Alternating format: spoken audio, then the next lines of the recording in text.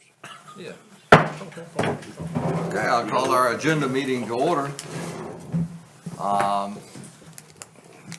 We've got the invocation by myself and pledge allegiance by myself, and then the approval of our minutes from February the 17th. We'll have a discussion of agenda. Any adjustments? One adjustment, under unfinished business, we're adding an item number 8, and renumbering approval of the Rosewood School, elementary school bids. And then we'll move to, well, it'll be actually a new number 9, and then we'll, change 9 to 10. That's how that will work. So it's approval of the bids. Yes, sir. Rosewood. That's the elementary, right? Yes, sir.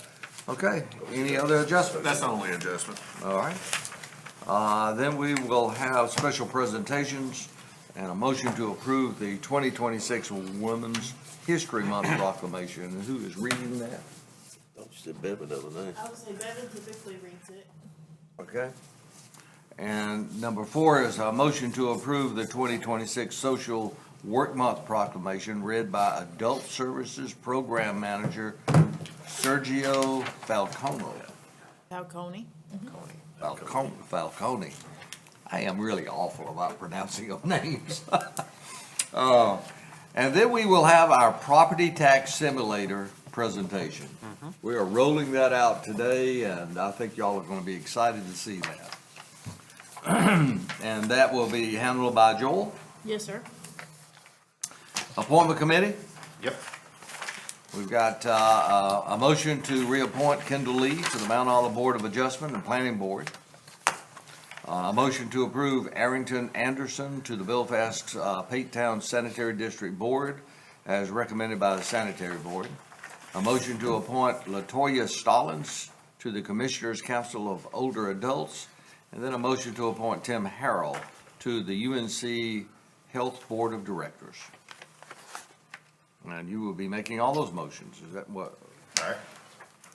Unfinished business, motion to approve a resolution authorizing the execution and delivery of an installment financing agreement, a deed of trust, and related documents in connection with the financing of a portion of the cost of acquisition, construction, and equipping the Rosewood Middle School and Rosewood Elementary School. Yeah, we can go over that at 9, but it's just the final approval that's needed for you all before we go to the LGC today Oh, okay. to get final approval. So we're for the gonna approve borrowing. the financing of that Correct. before we approve the bids. Well, the bids Bids are right first. before it. Bids first, and then this. It's first. Oh, that's correct. You did move that in there, didn't you? Yes, sir. Okay, consent agenda, budget amendments. Good morning. Good morning. We'll start with budget amendment number 265 from Facilities Department. The purpose of this budget amendment is to appropriate anticipated overcollection of sales tax revenue and increase our repairs and maintenance buildings account for the remainder of the year. Number 266, this is from the Public Health Department. This is to appropriate funds from child fatality, case reporting, and prevention. These are supplemental funds from the Maternal Child Health Block Grant that were provided after the biennial budget became law. Number 267, Public Health Department. This is to appropriate additional funding for WIC and breastfeeding peer counseling. This funding will be used for salary and fringe, professional services, office supplies, computer equipment, travel, copies, and incentive items. Is this an increase in the budget, or is it? Yes, ma'am, it is. It's an increase because of the agreement addendum. There was an adjustment in the revenues. So they're allocating it amongst those various line items. Number 268, this is from Human Resources. This is to realign the Human Resources training account to appropriate training account in the Health Department for department's employees that have utilized the tuition assistance benefit. So you're just reallocating it. Okay?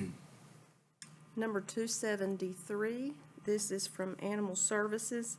This is to appropriate donations to be utilized to purchase program supplies for the animals at the shelter.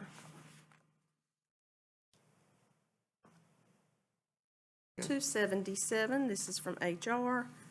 This is to realign their payroll line items through the end of the fiscal year.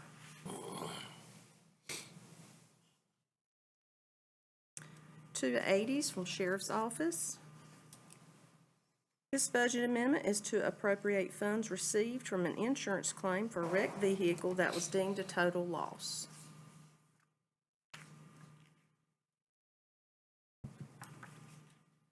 Number 285, also from the Sheriff's Office.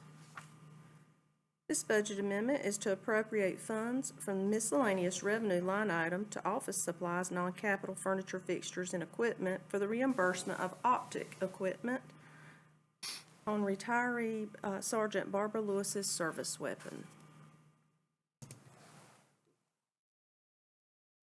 286, also Sheriff's Office. This is to appropriate funds from public donations to utilize for the Sheriff's Office needs.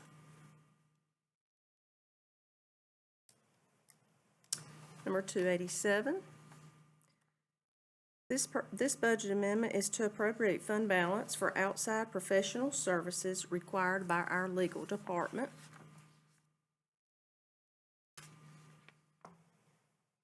$288 from Finance. This is to recognize excessive revenues collected from EMS Medicaid cost settlement in order to cover an increase in medical examiner's fees to get us through the end of the year. So again, the legislature increased those fees that the counties have to pay. And with that in mind, that's a $60,000 hit for our budget. Okay. Number 289, this is from WCDA. This budget amendment is to anticipate and appropriate grant funding from the North Carolina Department of Commerce for an IDF grant to assist in providing water infrastructure for Alianza Team Foods facility development. And finally, number 290, also WCDA. This is to anticipate and appropriate funds to be received from the City of Goldsboro per the Memorandum of Understanding dated January 20th, 2026, to assist in costs for the relocation of a water line on Lot 7 for the Railroad Spur construction to serve Team Foods. Okay. Mr. Chairman, excuse me, Chris. Go ahead. On the 60,000, was that beyond our present budget? Was that an increase in our budget as well? Yes, ma'am. But we're anticipating over collection of revenues in our EMS cost Medicaid line to pay for that. We So collected. will be reimbursed for it. Not for those expenses, no ma'am, not for medical examiner. Those are all costs that the county has to bear. So this won't anticipate it. No ma'am, not this expense. It's the autopsies part, right? Autopsy. Autopsy's The number of doubled. Autopsies is probably up, And they doubled in and cost. they doubled in price. Yeah. Okay. So Andrew, the water line, how much was, there's two water lines that was relocated or whatever, recased. The county, how much was the county part of that? I said the county, the water district. You mean Wayne Water? Yeah, it was 186,000. I believe that's right. I just got an email this morning from Mark, and we should be getting the final invoice for that work. Okay. I think it came in a little bit under budget what they originally priced us. And So I the- think we're getting a little bit of a refund back. And the from- cities was how much? that just came in this morning, 414, I think. So 414 for the city, but it had to be encased. It had to Does it be run encased. parallel and- with it? Okay, and then okay. Yep. So the whole total was that's about $600,000. And Alianza has paid some, but the majority of that will be grant funded, either from IDF or there's a Build Ready Site grant as well. Got it. All right, thank you, sir. Thank you, Mr. Chair. Okay, any other questions? Okay, thank you so much. Our next item is a late present use value application. And that's been vetted. Yes, sir. Motion to approve the final plat for Riley Crossing subdivision. I do have a question on that, not on that, present use. How long is it after somebody passes that you've got to redo that? Is there a timeline on it? There is a time limit. I I can't don't remember off the top of my head. I can find that out and let you know. Yeah, okay, so I see. Okay, Good morning. good morning. The Riley Crossing subdivision, this is a final plat, so we did have a preliminary for this that came through, I think it was last year, that you saw. So now they have put all the improvements in, everything's ready to go with this subdivision. This is, they have 48 lots. This is on Emma's Church Road, just south of where Outlaw Road comes in. The average lot size is about 36,000 square feet. We do have a built to standards letter from DOT, and the planning board does recommend approval. Okay, any questions? Okay, moving on. A motion to approve the preliminary plan for Meadows at Grantham Phase 2 Mobile Home Park. All right, this is an extension of an existing mobile home park out in the Grantham community. It's right at the corner of Paul Hare Road and Highway 13. The access into the mobile home park is actually on Paul Hare Road. They're adding 9 lots into this. It was originally called, if you remember, called Big D Round. They've changed the name to Meadows at Grantham, but I think it was last month or maybe the month before, you had a rezoning at this intersection. And so that was their intention, was to rezone this for residential so they could extend that cul-de-sac down for Phase 2 to add those lots. Of course, as mentioned with the rezoning, the one who's developing this and owns this mobile home park also owns the property directly beside of it and across the street as well. Planning board has reviewed this and does recommend approval. Okay, any questions? Who comes up with the names of the roads in these subdivisions? Barry, I mean, this has got some unusual ones. Yeah, they come up with them, the applicant does, and what they do is they'll send us the list of the names that they want to use, and we go through and make sure it's not a duplicate or a sound alike in the county. So probably because they can't use duplicates or anything similar, it's probably getting more and more difficult to find names, so you kind of have to use some different ones, I'm sure, so. Cotton Stem Court? And then Yeah, I something doubt Meadows, anybody's used that name. and then the other one down there too as well, I was looking at. All right, any other questions? All right, then we have a motion to establish a Board of Adjustment public hearing on March 17th, 2026 at 9:30 a.m. for a setback variance request for property identified as tax parcel 361-108-6227, located at 752 Stony Creek Church Road. Yeah, and this is a request for a variance for a setback. Stony Creek Church is going to be removing their sanctuary and rebuilding in the same location to add a larger sanctuary for capacity. And so the front setback off of Stony Creek Church Road is 60 feet. They are asking for what's called a 20-foot variance, that are asking to be 40 feet off the front property line instead of 60 feet because of some issues with moving it back with the existing fellowship hall and sideways because of parking in other buildings. So since this is a variance, you'll sit as the Board of Adjustment and hold a public hearing. We're just asking that you hold that public hearing next month. We will notify adjacent property owners and post the property as well, so people will have an opportunity to speak if they want to. Okay, any questions? All right, and next, a motion to approve an interlocal agreement with the city of Goldsboro to define payment procedures for the Saving Union Station project. After, if you recall, a couple meetings ago, you all approved your portion of the stabilization funds for Saving Union Station. After that was done, we communicated with the city to try to determine how best to move forward with those payments. It turns out that they actually, if you recall, they have a state grant. They actually have that state grant in their bank account right now, and is accruing interest. And additionally, there's the city's funds and also donation funds. So this MOU basically requires that the city exhaust all those funds before they come to us and get our portion for that project.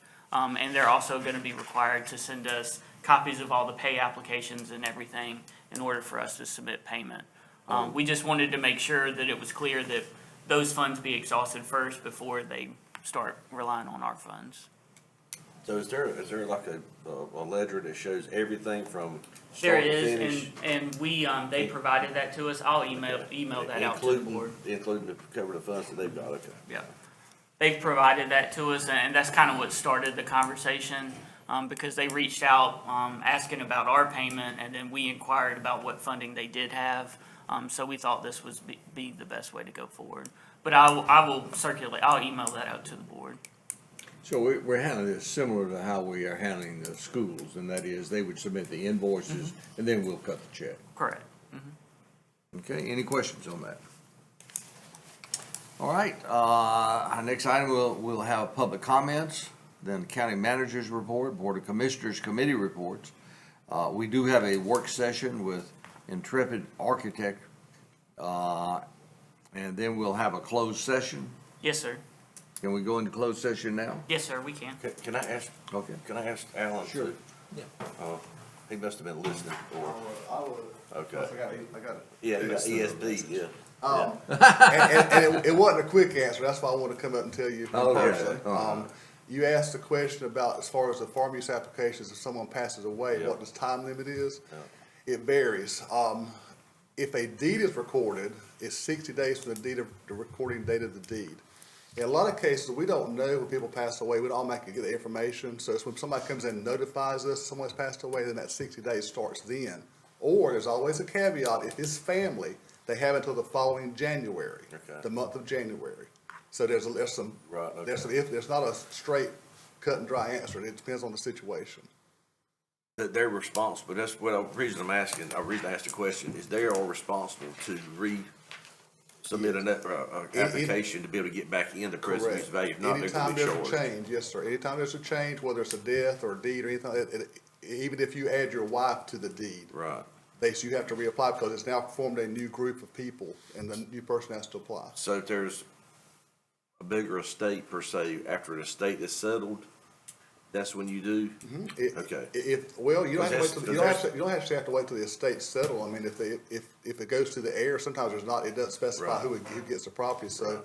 But all the heirs would have to sign the application. Absolutely. If it's left, unless it's divided up into each person gets their own portion, then they do their own individual applications. If they just left to all the heirs, they do one application with everybody signing that one application. And all that depends on if it's wills, trust, right on down, everything, yeah. Gotcha. Yes, sir. It is complicated. It is, it is. That's getting worse every But day. the issue is people don't realize that they've got to submit a new application when it changes. That's Because they're correct. complaining That- about, well, I'm paying X amount on this, well, if you do, done your stuff, but they don't know, I mean, I'm talking, Exactly. throwing They dollars. don't. And a lot of times the children don't even know anything about the property that their parents were in. They don't even know. We do send letters out though. When we find out someone else passed away, we do send applications and letters regarding that for them to got you. reapply. Okay. Thank you, sir. Yes, sir. Appreciate it. Thank you. Okay, I'll entertain a motion to go into closed session. So moved. All right, we got a motion to go into closed session. And that would be for the protection of confidential, competitive healthcare information under General Statute 131E-97.3, and to consult with your attorney to retain attorney-client privilege. And my vote did not show up, so I haven't started it. You haven't done I it? was waiting for Ingrid to finish.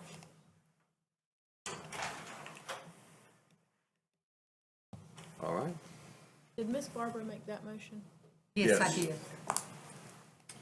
Okay, we're in closed session. Hang on one second, let me get the all clear.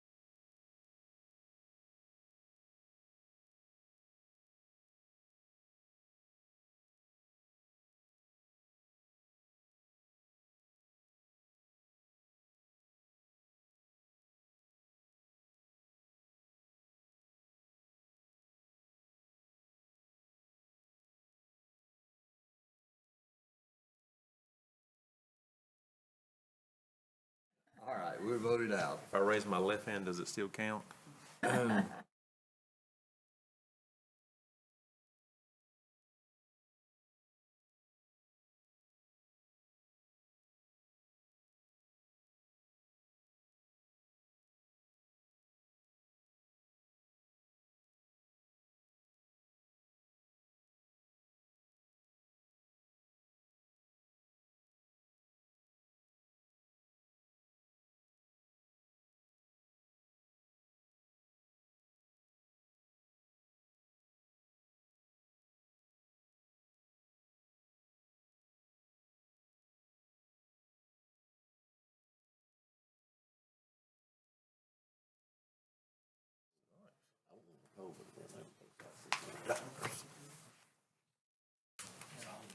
Save your arms when it. It's a M12.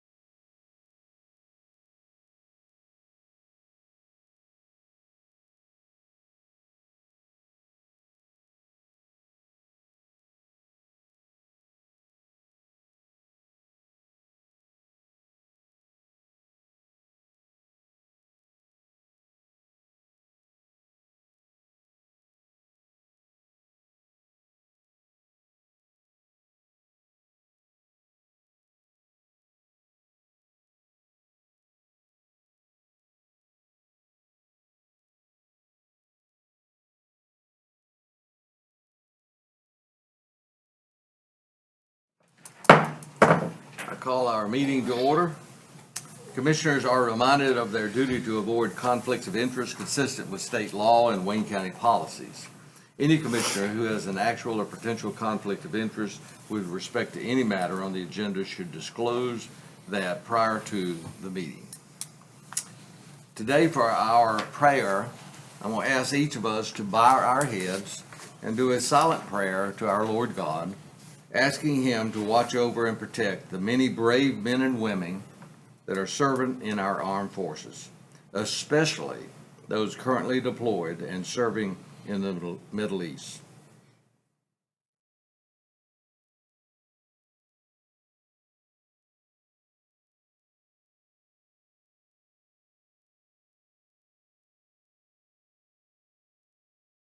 And we ask that in Jesus' name. Amen. Amen. Please join me in the pledge. I pledge allegiance to the flag of the United States of America and to the republic for which it stands, one nation, under God, indivisible, with liberty and justice for all. Before we begin today's agenda, I want to briefly address the news many have been discussing regarding the loss of 3 F-15E aircraft during Operation Epic Fury. As everyone knows, Seymour Johnson Air Force Base is not just located here in Wayne County, it is part of the fabric of our community. At this time, neither the 4th Fighter Wing nor U.S. Central Command has officially confirmed that the F-15Es were involved with Seymour assets. Until that information is formally released, it is important that we avoid speculation and rely only on verified sources. What we do know, and what we're grateful for, is that military officials have confirmed that all crew members involved are safe. Seymour Johnson serves as a training base for F-15E Strike Eagle aviators. The F-15E community is a close one, and when something like this happens, it is felt beyond a single duty station. On behalf of the Wayne County Board of Commissioners, I want to say clearly, we stand with our service members, our military families, and Team Seymour. We are proud of their mission, and we are grateful for their service, and we will continue to support them in every way we can. We ask our citizens to keep all those connected in this mission in their thoughts and prayers, and to allow official channels to provide confirmed information as it becomes available. Thank you. I'll entertain a motion to approval of the minutes. So moved. All right, we have a motion to approve the February 17th minutes. If you'll please vote.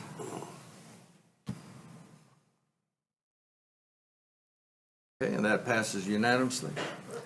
Discussion and adjustments of the agenda. Yes, sir. Got a couple. Under the appointment committee, we'd like to add number 9, motion to appoint Timmy Harrell to the hospital board. Under unfinished business, I'd like to add a number 10, which is the approval of the Rosewood Elementary School bids. And then you'll just renumber the rest of the agenda. All right. Is there any other adjustments to the agenda? Okay, I'll entertain a motion to approve the adjusted agenda. So moved, Mr. Chair. All right, we have a motion on the floor. All those in favor, please vote.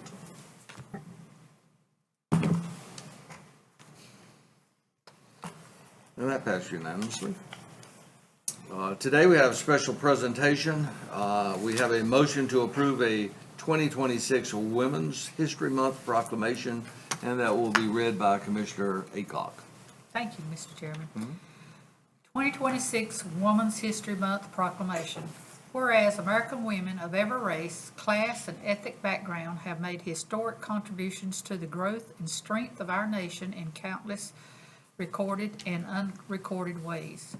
Whereas American women have played and continue to play critical economic, culture, and social role in every sphere of the life of the nation by constituting a significant portion of labor force working inside and outside of the home. Whereas American women have played a unique role throughout the history of the nation by providing the majority of the volunteer labor force of the nation. Whereas American women were particularly important in the establishment of early charitable and cultural institutions in our nation. Whereas American women of every race, class, and ethnic background served as early leaders in the forefront of every major progressive social change movement. Whereas American women have served our country courageously in the military. Whereas women have been leaders not only in securing their own rights of suffrage and equal opportunity, but also in the abolishment movement, the emancipation movement, the industrial labor movement, the civil rights movement, and the other movements, especially the peace movement, which create a fair and just society for all. And whereas, despite these contributions, the role of American women in history has been consistently overlooked and undervalued in the literature, teaching, and studying of American history.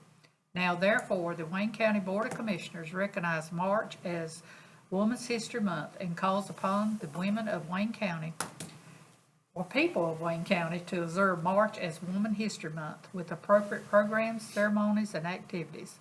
Adopted this third day of March 2026, Joe Daughtry, Chairman, and Wayne County Board of Commissioners. Thank Okay, you, is that Mr. Chairman. Is that a motion? That is a motion. Okay, we've got a motion. If you'll please vote. Thank you. That passes unanimously. Our next item is a motion to approve the 2026 Social Work Month proclamation read by Adult Service Program Manager Sergio Falcone. Did I butcher your name? No, you didn't. Good morning. Again, I'd just like everyone that's part of the DHHS staff to stand up, please.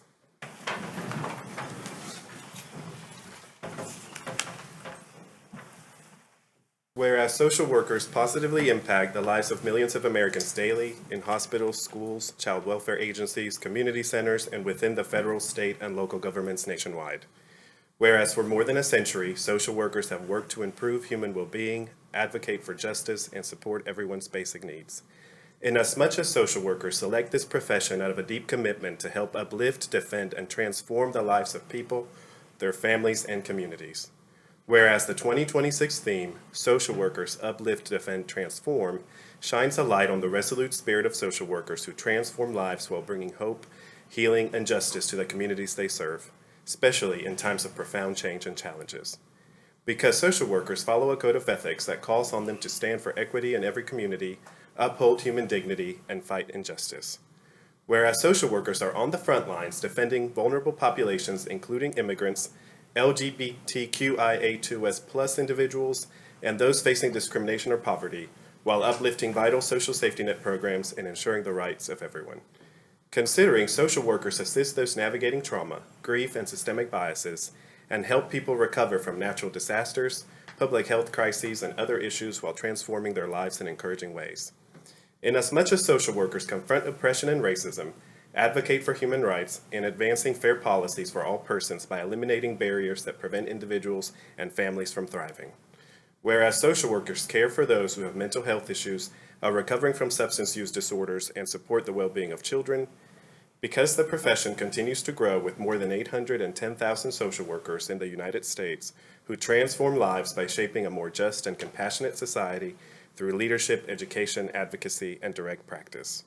Now, therefore, in recognition of the numerous contributions made by America's social workers, the Wayne County Board of Commissioners proclaims the month of March 2026 as National Social Work Month and calls upon all citizens to join the National Association of Social Workers and Wayne County in celebrating and supporting the vital work of social workers who uplift, defend, and transform our communities each and every day. Adopted this third day of March 2026. And if my board would stand, and let's give you all a big hand.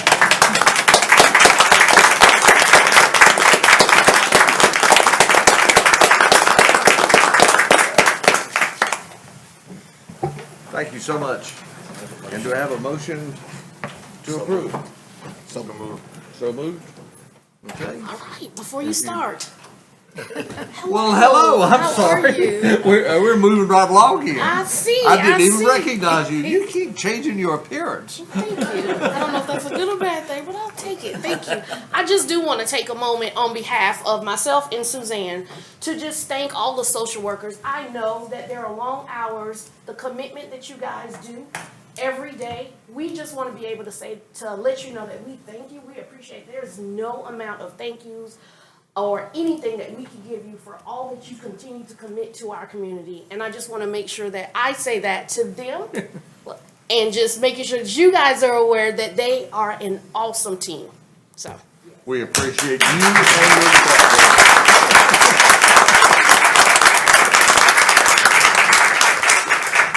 And Mr. Chairman, you notice we have a lot of women out here as We well. do. And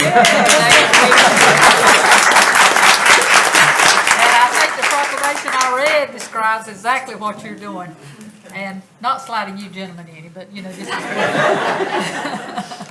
Thank y'all so much. All right. Any other comments?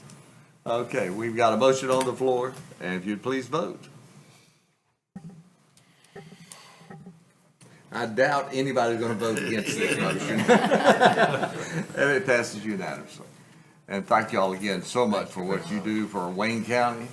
And I know it's a tough job. It really is sometimes trying, but, bless you for doing what you do. All right. We'll let y'all get back to work.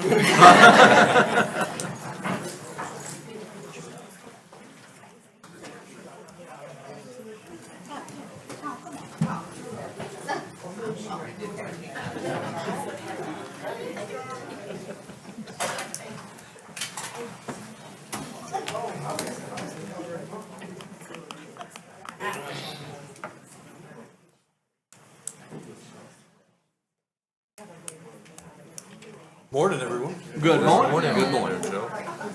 I'm gonna give them just a minute to clear All right, out. let's do it.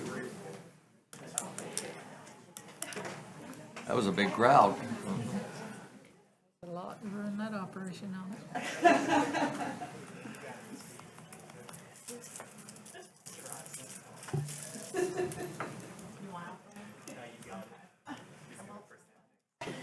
Joe, do we do this before or after your presentation? I'll go ahead and get We started. want to welcome Joel Gilly here, and before he starts, I want to have a few comments. Months back, I spoke to our finance director and Joel and our staff and said, you know, one thing I don't think we've done a good job about, and that is explaining to the average taxpayer where their dollars go. You know, we have this big budget that we put online, but my gosh, I can barely read all those lines. And so they have set out to create an unbelievable item, and Joel's going to present it to us today, and I hope that helps many of our property tax owners to recognize that their contribution to the operation of Wayne County is very important. And exactly explains to them where their tax dollars are going. So Joel, I'll turn it over to you. Thank you, Mr. Chairman. Thank you, Board.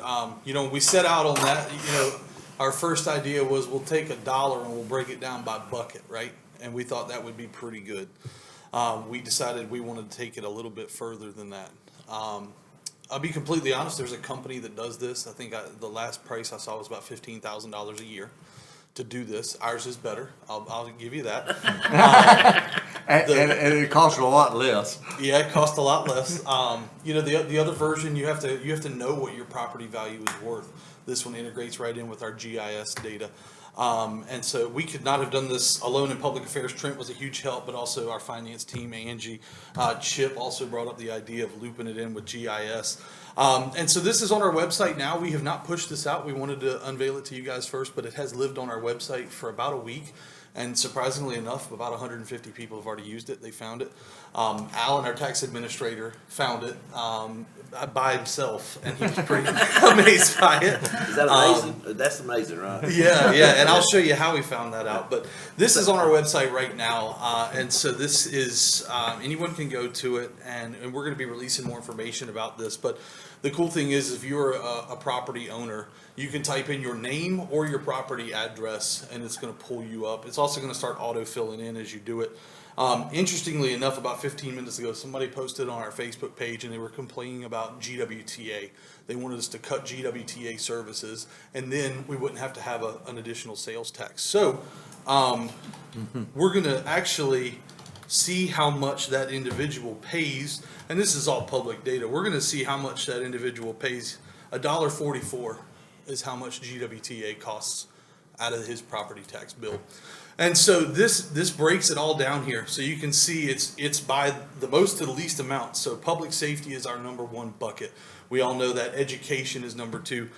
So you can see these major buckets here and how much of your property tax bill goes to each of these buckets. But then you can dive in even further. So if you want to see exactly how much the sheriff's office and detention center gets out of your property tax bill, there it is.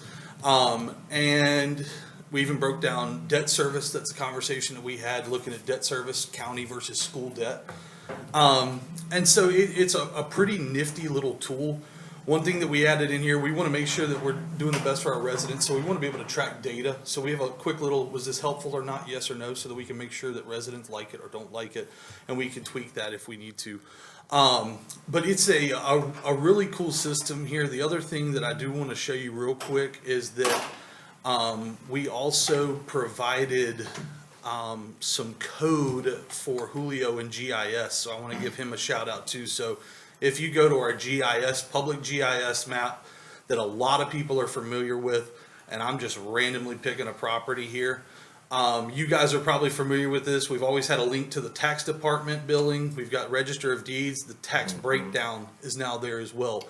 And so if you click that right there, it automatically sends that PIN data over, and it automatically pulls my in, so you goodness, don't look have at to that. search.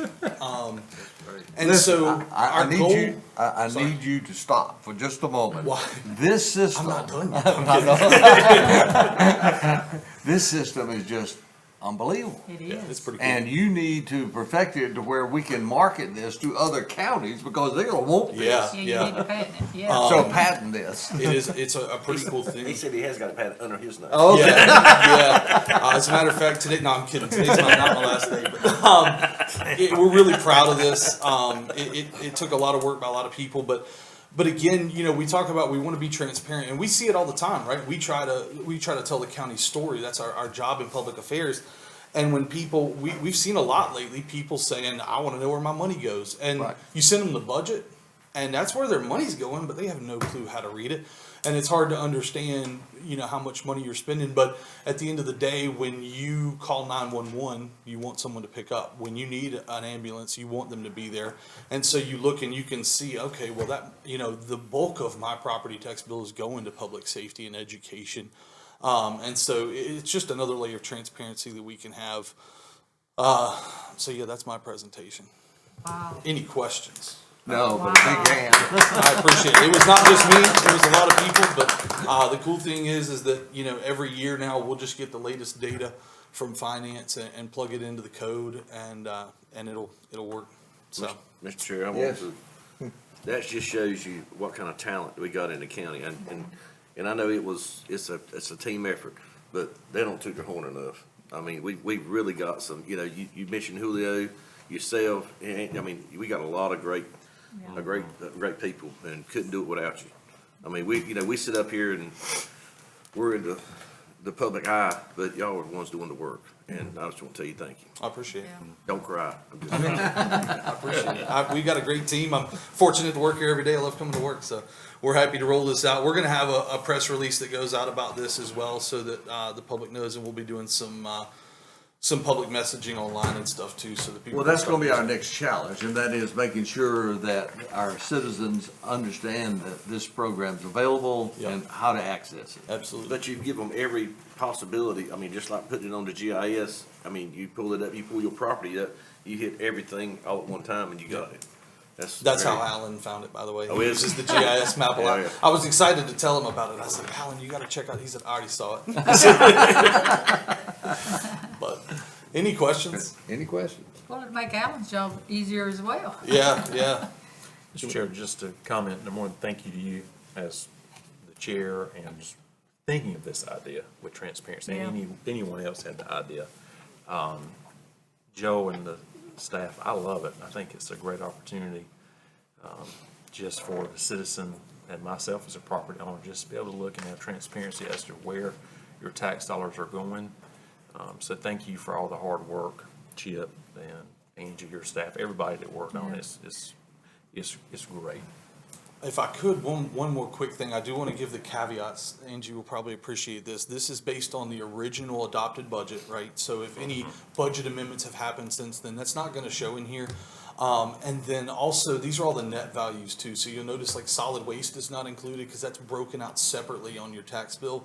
And this does not worry about any of your municipal taxes either. This is just your county tax. And so some of our departments, you will see, Register of Deeds. Register of Deeds is a department you won't see on here because they make enough to cover all their expenses. And so none of the money that you're paying is going to that department, if you get what I'm saying. Right. So there's all net values. So that took some calculating and stuff, but I do just want to add that caveat that if you don't see a department, it's because they make enough that your tax bill is not necessarily funding them at all. So And the volunteer fire departments are actually additional. that's a as well. separate line on your property tax Right, bill as exactly. well. So Do we have that notation on this? it is on Joel, there. you know Yep. about if you don't see, Yes, ma'am. what you're It looking is- for. It is on there. It says that municipal taxes are not included and the fire tax is not included and solid waste. and So- registered deeds. That's not, because that could change. I'm just Okay. saying, right now, the Register of Deeds for this year has enough income that Mm-hmm. it's offsetting the expenses. But it could change. Okay. So it just is, for this year, it's all the net values, so any departments that make enough money, they're not on there, so. You're good. Thank you, sir. Any other questions? Thank you so much. Thank you. God, what a great job. Great job. Pat on the back, my friend. Appointment committee. All right, on the appointment committee, we need some motions this morning. I'm going to start with a motion to reappoint Kendall Lee to the Mount Olive Board of Adjustment and Planning Board. So moved. All right, and if you'll vote on that, please.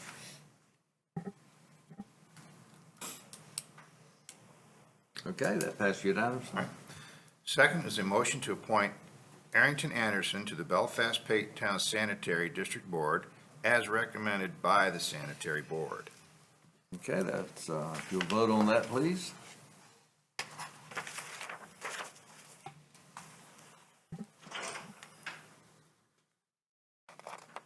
That passes unanimously. Next, I need a motion to appoint Latoya Stallings to the Commissioners' Council for Older Adults. Okay, if you'd vote on that. That passes unanimously. And lastly, I have a motion to appoint Tim Harrell to the UNC Health Board of Directors. Okay, if you'd vote.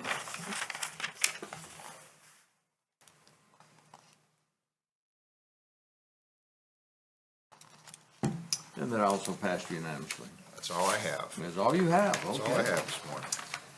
All right, under unfinished business, our next item was approval of bids, is that correct? Yes, sir. So, last week, the, school board or the public schools opened up bids for the Rosewood Elementary School project. So this is the addition, the proposed addition that's gonna be, on the side of the building, and you have some materials in front of you. One is a site map. The back of it is how it currently is, and then the top sheet is what the proposed addition is. And then you also have a list of the bids, that were received. The lowest bidder was, Daniels and Daniels, and that total bid was, oh gosh, I can't see. $5,011,666. And that includes the estimate for, the roadway that will service this new addition, as well as some fencing. And the school board yesterday approved all three of those as to Daniels and Daniels. So they'd be asking for you all to approve that as well. And I did ask you, and if you break out, what was the cost on the other two items, those alternates? The alternate, for the roadway was $102,000, and then the fencing was $800. I will say the proposed cost, what we're asking for you all to approve, also includes the architect fees to Pinnacle. So the 5 million, figure that I just gave you includes all the soft costs and everything. So that'd be the total cost. You know what those architect fees were, Andrew? $327,866. It was 7% was their fee to Pinnacle. There's also a funding summary. I was gonna go over that with the next item, but there's another sheet that we passed out that has that breakdown for you as well. You're gonna do that on our next item? All right, so I need a motion for approval of the bid for Daniels and Daniels? For Daniels and Daniels, yes, sir, with both alternates. With both alternates? And the total price is, $5,011,666. gotcha. So moved, Mr. Chair. Okay, we got a motion. You please vote. Or any discussion? Okay, please vote.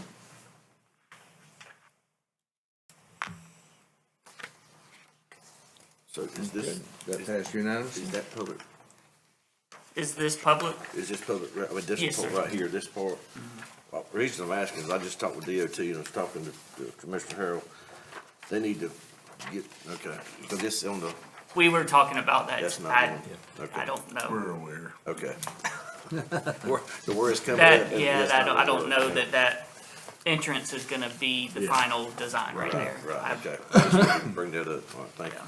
I'm sure they would have to consult with DOT to get Yeah, that she worked said they out. hadn't heard from anybody either from August, Yeah. so. All right, our next item is a motion to approve a resolution authorizing the execution and delivery of an installment financing agreement, a deed of trust, and related documents in connection with the financing of a portion of the cost of acquisition, construction, and equipping the Rosewood Middle School and the Rosewood Elementary School. So, this is the last piece that you all need to, adopt or pass in order for us to move forward with financing and obtaining, LGC approval for the financing. So the other sheet that has been passed out is a breakdown of the cost of all the projects. So you all previously approved borrowing up to $9 million, because we had some state grants of $20 million, some SCIF grants of approximately nine additional $9 million. And then also you all approved rolling over some, previous financing from 2020, and 2022. And then there's also some interest on top of that. So with all of that, we actually didn't need to go out and borrow the full amount of the projects. With these bids that have come in, the final borrowing amount is gonna be $7,518,609. So today at 1:30, the LGC is going to, approve us borrowing up to $9 million. However, when we go to close, we're not gonna borrow the $9 million. We're only gonna borrow what we need, the funding gap. So they're actually still there for the 9 million, it's just in case something Correct. goes away, okay. But when we actually go to close, we're only gonna pull what we Right, need for the right. project. So this would authorize you all to, execute, for the chair to execute the installment financing agreement, the deed of trust, and then other documents as well. The collateral for this loan is gonna be the middle school itself. And it's just a little north of $7.5 million is what we're talking Correct. about now. Okay. Any other questions? Okay, I'll entertain a motion. So moved, Mr. Chair. All right, we got a motion on the floor. Any discussion? If you'd please vote.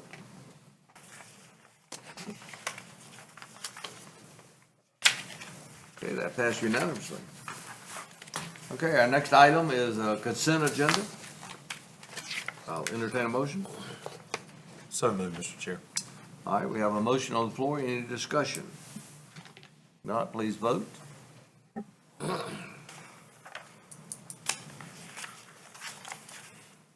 that passed 5-1. Okay, at this point, we have public comments. Has anyone signed up? No one signed up? Okay. Then we have the county manager's report. Yes, sir. Just a few items here. I'd like to congratulate our Register of Deeds. We got notice that the certification board had recognized her as a certified Register of Deeds, and that was an accomplishment by Tina Ardner, and I'd just like to congratulate her for that. Also, you were notified by Ginger earlier that our Services on Aging had recently completed its annual compliance monitoring across the program areas, and they were also awarded their NC Senior Center of Excellence again, and just like to recognize them publicly for that accomplishment. That's all, sir. Okay. Okay, Board of Commissioner Committee reports. Dr. Joe? Well, I just want to say good luck to all the candidates today. Today is our final day of the primary season. It's been a long, hard one, and I personally would love to see early vote shortened. Agreed. After been in a couple of primaries, it is a long, arduous procedure, and it's tough. So, with that being said, good luck to everybody, and if you haven't voted, get out there and vote tonight. That's all I have. That's all you have? That's Okay. it. Commissioner Acon? Thank you, Mr. Chairman. Like Commissioner DeMarco said, I think we need to look at this early voting because I went out to the voting scene several times. Most people, if they're gonna vote, you know, and just extending it, it causes a lot of stress on the people who are campaigning. Because I seen the stress that a lot of them were sitting around, the weather and the conditions that they were having to deal with. So I'm in agreement with that as well. Also, the livestock dinner, I want to apologize to the livestock committee. I received my invitation February 27th. It was mailed January 30th. Our mailman must be using oxens to deliver mail because that's how quick I got it, 27 days later, because I surely would have been there. I did send a note to them explaining the reason why I wasn't there, because that is a very important, you know, dinner, you know, the livestock and the farmers and stuff. So I just wanted it known that I did not miss it because of other obligations. Also, I've asked Kayla to put something together for me on the screen here.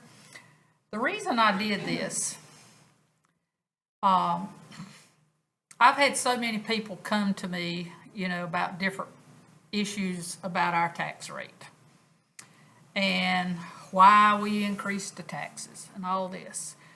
And a lot of the ones that are running for offices, they're making promises they're going to reduce taxes. Well, I hope they have that magic wand where we can reduce taxes. But I wanted it to be noted here on the screen that this board, our team here, the tax rate for 2025 is 0.06259. And you can look back all the way to 2013. This is the lowest tax rate we've had per 100. The reevaluations, I think all of us was a little bit shocked at the reevaluations. I surely was, you know, how much it was increased. But far as the tax rate per 100, this is what it is, 0.6259. You can look back 2024, 0.76 and on up, and in 2013, 0.6665.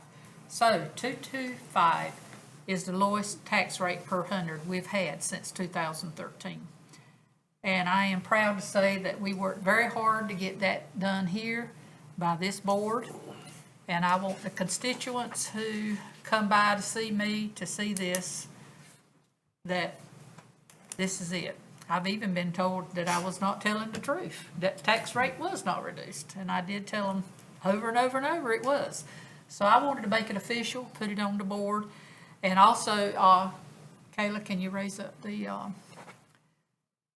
here is all the North Carolina Uniform Appraisal Standards that we must follow here on the county board. We don't sit up here and just say, oh boy, we're just gonna do this year. It's all required by law. The next one. NCGS 105-286, time for general reappraisal of property. This is all state requirements. This is not binding by the board. We have to follow what the state requires us to do. So, and every county has different, divisions and everything on every here. So I would encourage people to look at these things online and also look at our new program that we have, that our departments heads have put together to see where your tax dollar goes. It's online now. You can pull it up. So pull it up and look, because there's a lot of misrepresentation about what we did here on this board. And I'm very protective of this board, of what we've done and what our staff has done. And that's the reason I asked Kayla to put this together for us and everything. So, and also on one of our budget amendments today, we had an increase of $60,000 on Medicaid that was not planned. These are the surprises that this board gets. That we have to readjust our budgets and everything. So get out and vote. Vote who you feel most comfortable with to sit on these positions that they're running for. And they all should be commended. It is hard work when you run for an office. And you take a lot of things that are said about you and that are probably not true most of the time. And it bothers me when I hear people being, talked about in a wrong way. Because we got some good people that are running for these offices and everything. And they should be commended. That's all I have, Mr. Chairman. Okay. Mr. Foster. Yes, once again, it's Women's Month. Get a chance, thank all the women out here, because without them, we wouldn't be here. That's just the fact of life. Secondly, I sit on the election board, and a lot of times I think it gets overlooked of the work they put in over there. We think about the candidates sometimes, but we don't think about what our employees go through over there during this time. They're out there for those 2 weeks too, having to deal with their regular job duties, plus what's going on with the elections, all the complaints, all the issues, everything. So, we want to make sure we, you thank them also over there.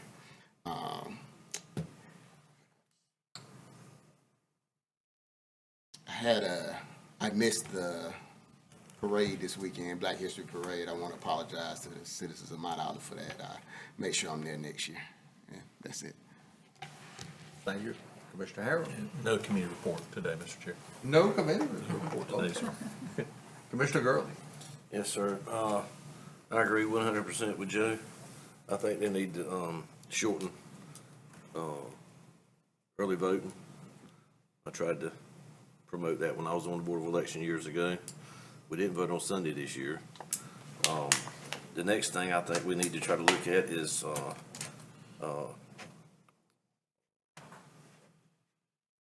I'm not going to say cut out, but the electioneering process is terrible in Wayne County. A lot of people feel bombarded, intimidated when everybody swarms them in the parking lot. I mean, most people, I would think, are smart enough to know who they're going to vote for when they leave the house. So I would strongly suggest that we look at, that the state look at trying to do something about that. It's not like that in every other county. I mean, I can travel around different places, especially in Eastern North Carolina, during election time. I don't see a lot of that going on. Next thing I think we need to look at is all of the signs on state right-of-way. Now, I know that's a state legislature thing, and we had something come before us a while back that the state had cut out a mowing during election time. Well, we already have issues with the grass not being cut. People complain about that. It gets, especially in the country, it gets 3 or 4 foot tall. And here we are, you know, sometimes I think we're, politicians look out for themselves instead of looking out for the constituents that they serve. That's probably not a popular statement, but it is what it is. That's the truth.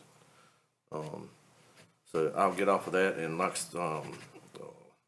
the last thing I'm gonna say, I'm gonna end on a positive note, I guess, is, we've got a lot of talented employees, staff that work for, Wayne County. And I think they go unnoticed a lot of times, especially by our citizens, because they don't see what we see behind the scenes. And, we couldn't run a county without that staff. And I just want to tell them thank you. I visit numerous of them, you know, throughout the year, and they appreciate people. They appreciate us going by and seeing them because they feel appreciated. So I just want to tell them all thank you. It takes all of them to make it work, and I just, as a member of this board, I just want to tell them thank you. Thank you, sir. Okay, I, along with Commissioner Gurley and our county manager, attended a EDR retreat in Wilson, and we got a great deal out of that. I was really impressed with the economic developer in Wilson County and what all they have been doing. But it was a very interesting meeting. Also, I want to remind everyone, we had our legislative breakfast.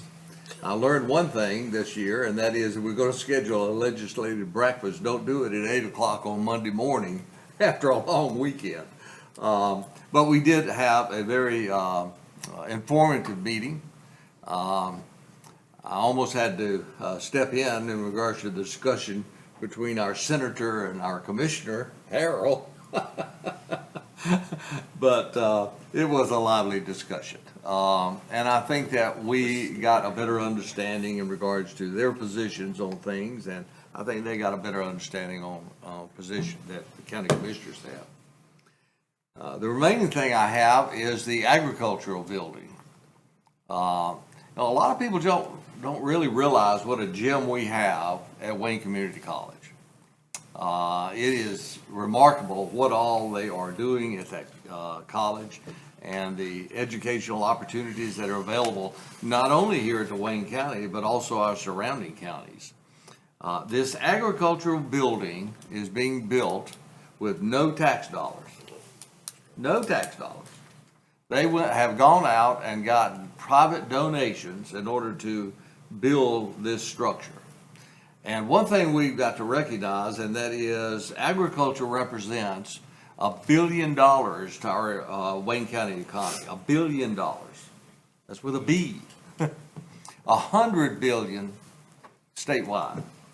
So with that in mind, for us not to have had an agriculture building is surprising, but it's finally coming to fruition. Yesterday we did have the groundbreaking for that. And I'll also end on this note. Again, I'm shocked that we do not have a facility at Wayne Community College to train our residents for carpentry, for construction of all things. And that is shortly going to hopefully be riveted as well. So Wayne Community College is on the move, and I was very privileged to be involved with that groundbreaking yesterday.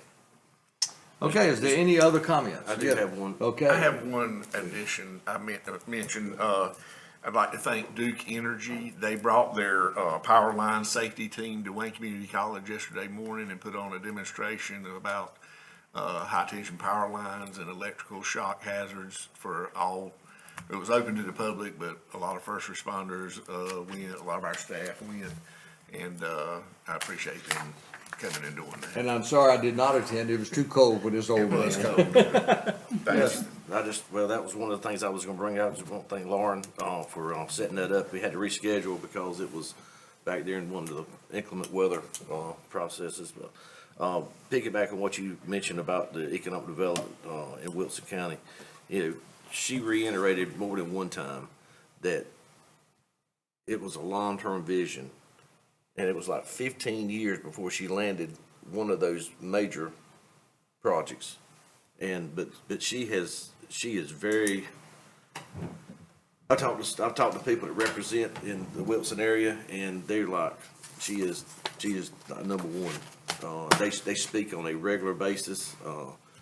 So I just wanted to reiterate that. It was very enlightening to go over there, to the ag building at Wayne Community.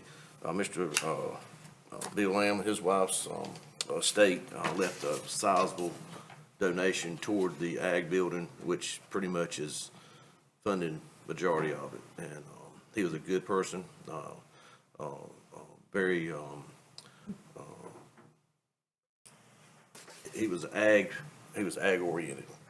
And, we miss Mr. Bill.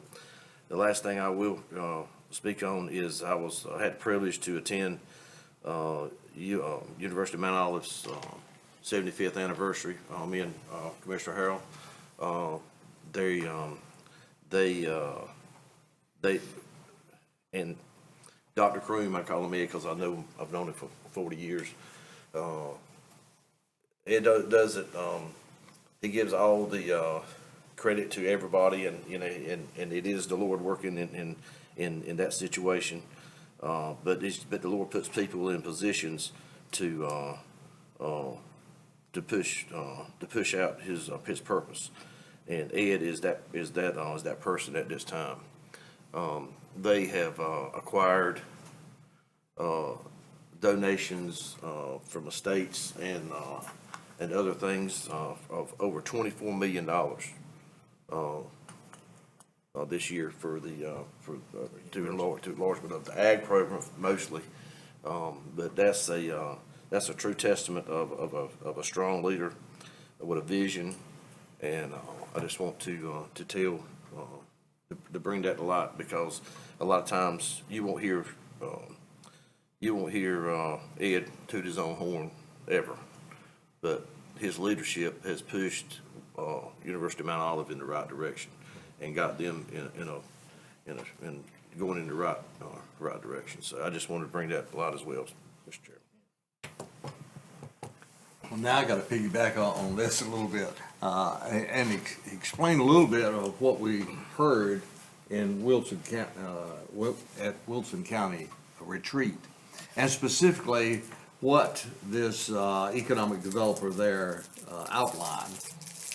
She came into Wilson County and she met with the Board of Commissioners, and the Board of Commissioners, in meeting with her, they turned around and said, listen, we've hired you because we want to bring industry here to Wilson County. And she turned around and she answered the commissioners by saying, well, let's make sure we understand. That's all of our goals, but you're not able to bring economic development to your county unless you have the infrastructure. You've got to have the water, you have to have the sewer, and you have to have the park developed for that industry to come in and locate in your county. And they said, well, what do you mean? And she said, well, you have to invest in those things first.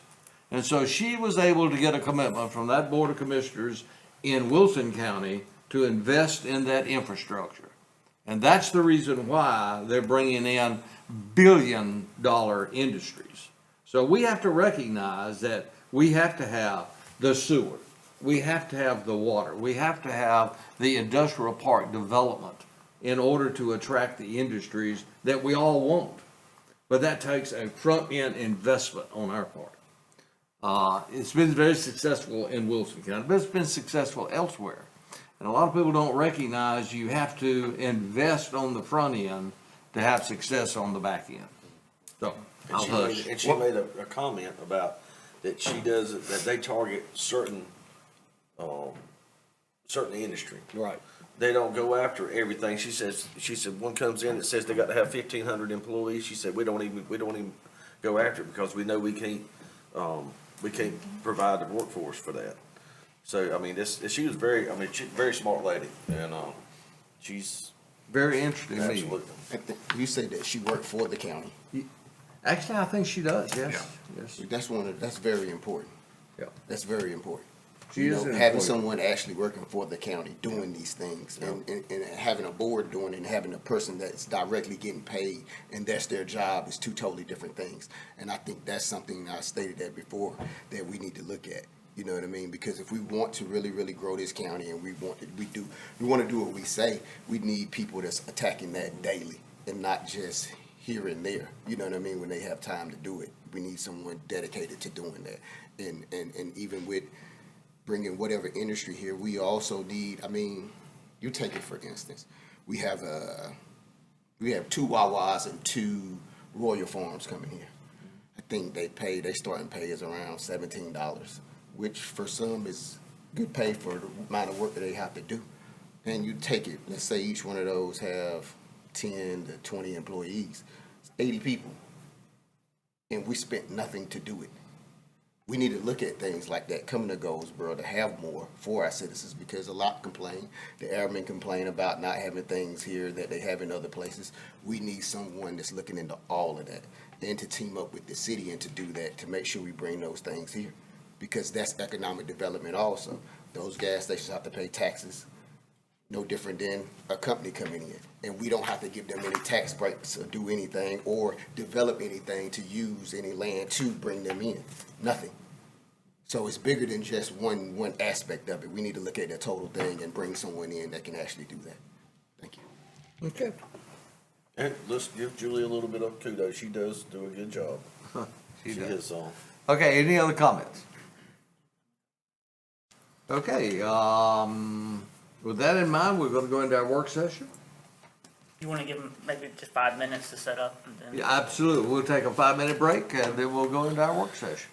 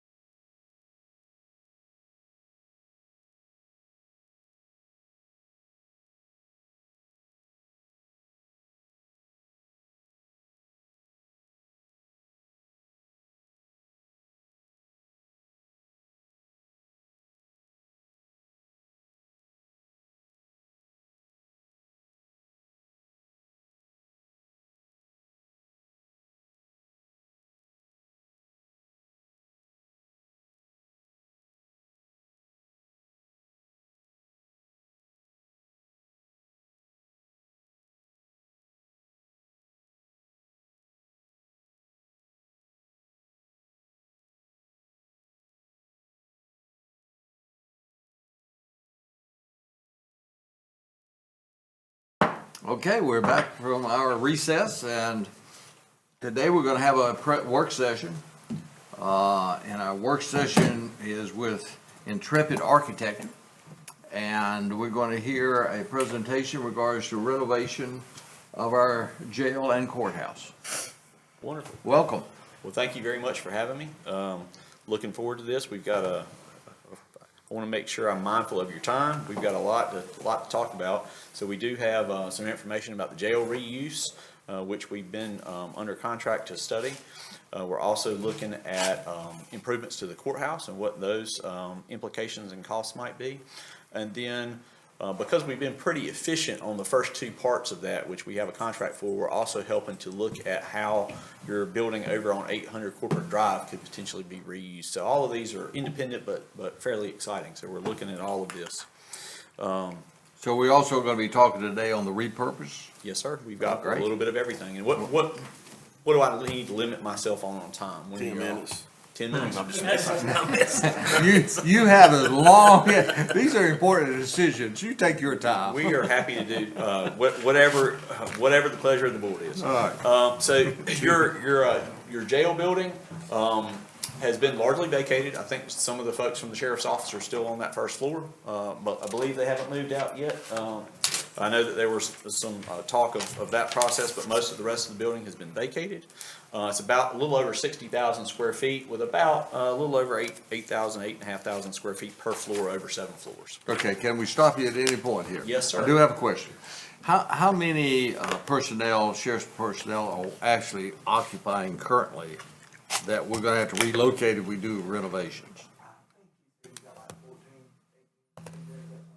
14 or 18 is all that's remaining there? I mean, generally, haven't they had more than that?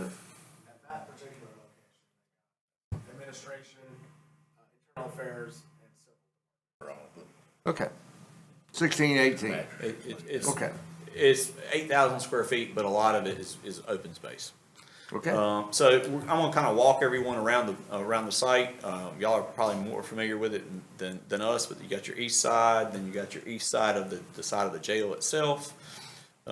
This facade on the south is really the primary entry to the sheriff's office right now, which is a little challenging because you have to park around the corner to get in from an ADA access standpoint, so it's a little awkward. And then this is the west side where you can see the drive down into the Sally Port, and you can see the accessible parking right there in the foreground at the middle of the screen. Part of what our office has done is we've taken all your photos and documents and digitized those into a 3D model so we can actually walk you through it just like your video games that your kids see, so you can walk through all the parts of the current jail. So that's all been modeled, and there you can kind of see one of those floor plates that's been modeled in 3 dimensions. So all of our square footages are based off these 3D models. We've done the same for the courthouse, and we haven't modeled the interior of the existing courthouse, but we modeled the exterior of the original exterior courthouse just as a frame of reference.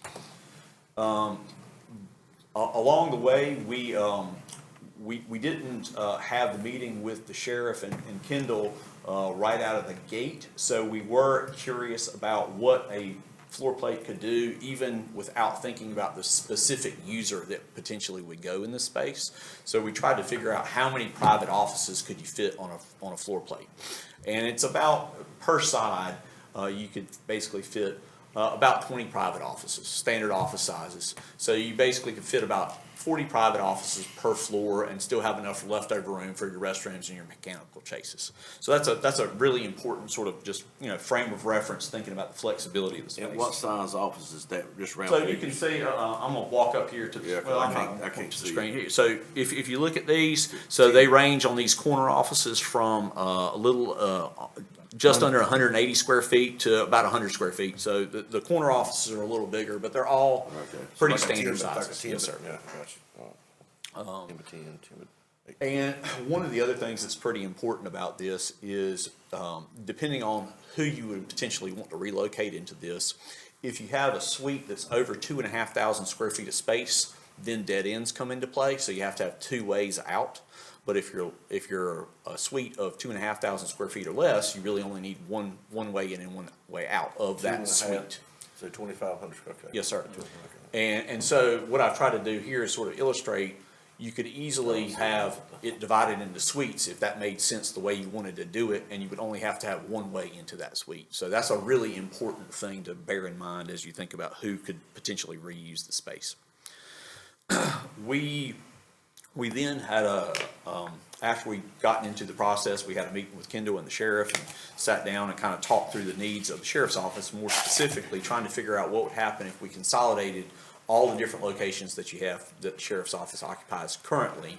And we, as part of this final study, we will have an itemized listing of all the current spaces in all the current buildings, so you can kind of visually see that. But for the purpose of this presentation, we really just focused on the programming meeting is the salmon color, and that's what we were, that's just part of it. So, we broke it down: administrative, civil, patrol, investigative. This is just so it's not so small on the screen. So let me ask you, so you're saying you've done a study to try to bring all the sheriff's office in this one building? That was what we talked about with the sheriff at the meeting. How much square footage would it take? That's all we're doing. We're not saying. We're trying to get them out of So, city instead of bringing them all the way. well, I think they're in 5 different buildings right now. So I think there's a little bit of a question about, efficiency relative to the different locations that they're in.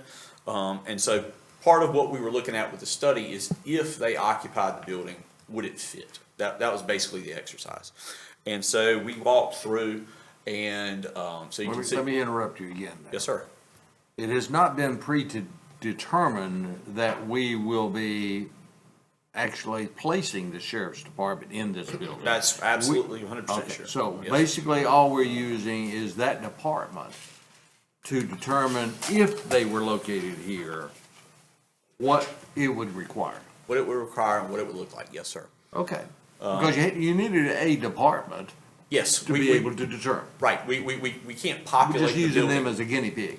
That's right. That was the most likely candidate at the time that we had the program. Well, that was my misunderstanding then, because when I first saw the conceptual drawings, I said, well, who determined that the sheriff's department was going to be occupying this?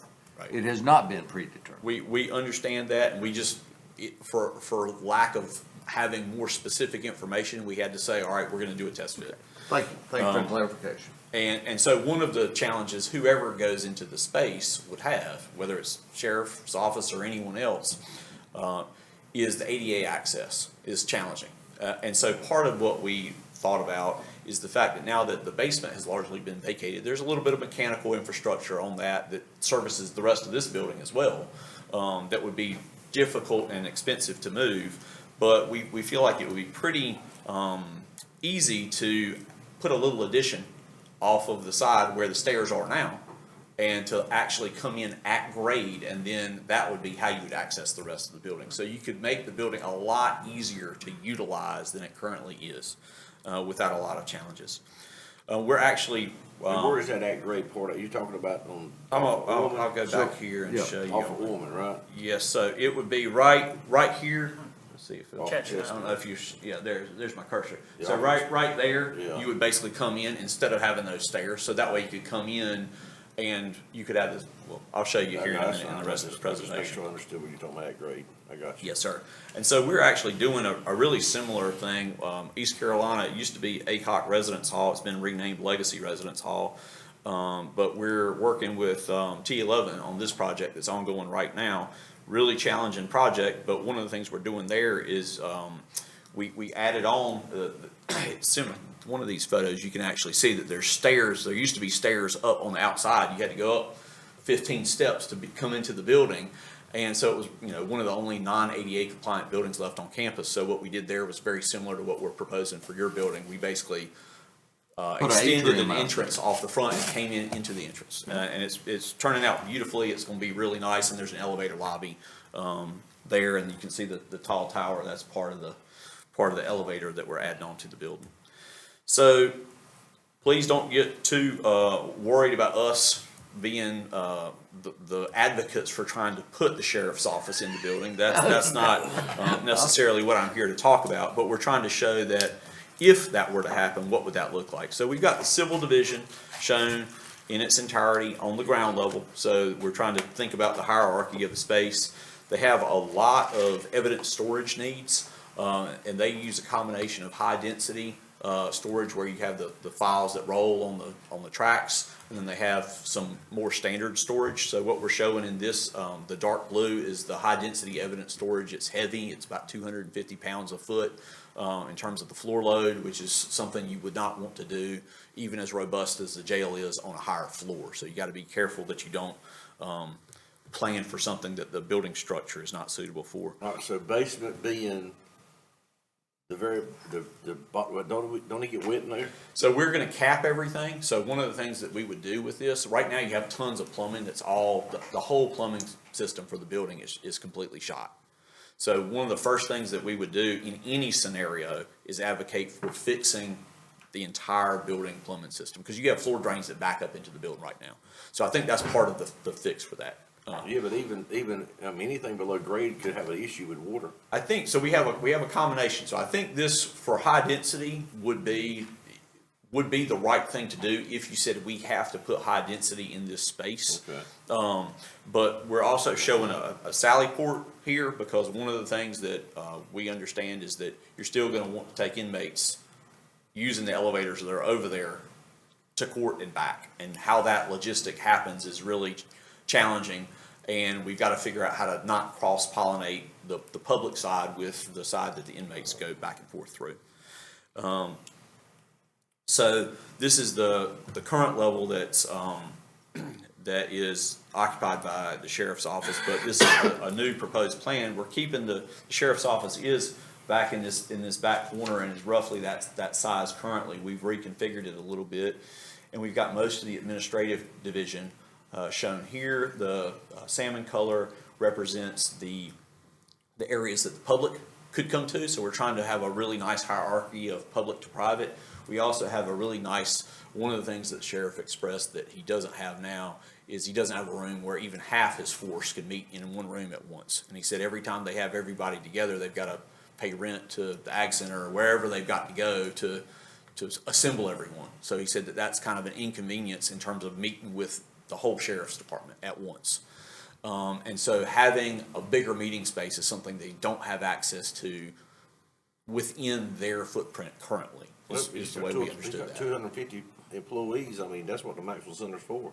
Exactly right, I mean. Well, it was, I guess, how the financing of that works was something that was brought up in the program. That was our whole goal with the Maxwell Center. Let's not have every department have a meeting space to accommodate all of their staff. You go to the Maxwell Center. I wasn't meeting with a commissioner and the sheriff. I'm just representing what obviously, if we're meeting with someone, they're gonna say they want meeting In other space. words, we allowed him to give his wish list. That's right. And so Okay. this is a representative okay. of All that. right. Yes, sir. Like we have every other department, so. Yes. So I'll be quiet, and I'll try to be No, quiet. you're, look, I wanna make sure no one misconstrues that I'm advocating this is how Wayne County spends its money. We I'm already just know trying to. you're driving the bus on this, so that's fine. So, Now, let me ask this. Yes. You got elevator A and elevator B. Yes. Was elevator A for bringing in the inmates to go to court? So that's a great question. So thank you, and please, everybody, feel free to interject as needed. So what we're currently, when it was a jail, you basically used both elevators. If one went down or needed service, you didn't have a problem. How do you get your inmates in? So what we've done here is taken elevator A and have tried to make it the primary elevator that would be utilized for the transport of inmates from the, when they come from the jail back to court and back and forth. And elevator B is basically for everybody else. Now, if you had a time frame where one went down, you would want to have a way that you could still use the other one discreetly while the other is being serviced. So part of what we're showing in this plan is a way that could work in either scenario if you're servicing one of the two elevators. So that's a great point. So you could actually close off the public area here and use that elevator to escort that Yes. Inmate up. Yes. The other thing I see here is that you've got it looks like a garage. So that when they're transporting the prisoner in, then actually they would go into the garage, close the garage door, so there was no access to the outside. Secure, it's private, it's discreet, does all So of it's it. kind of like a sally port. Just like at the jail now, Yeah. that we got. So, Okay. so that A, Elevator A goes up, oh, I don't know if we need to say this out loud, but it goes to the appropriate floors that we needed to go to, is that correct? Yes, Okay. we're not suggesting that we cap the elevator, so it could still, what would happen is you would change the keying on the elevator so it only opens on those floors. Okay. And that way, if Keep you from needed to getting change it, security you thing could out basically use a key to get to the other floors.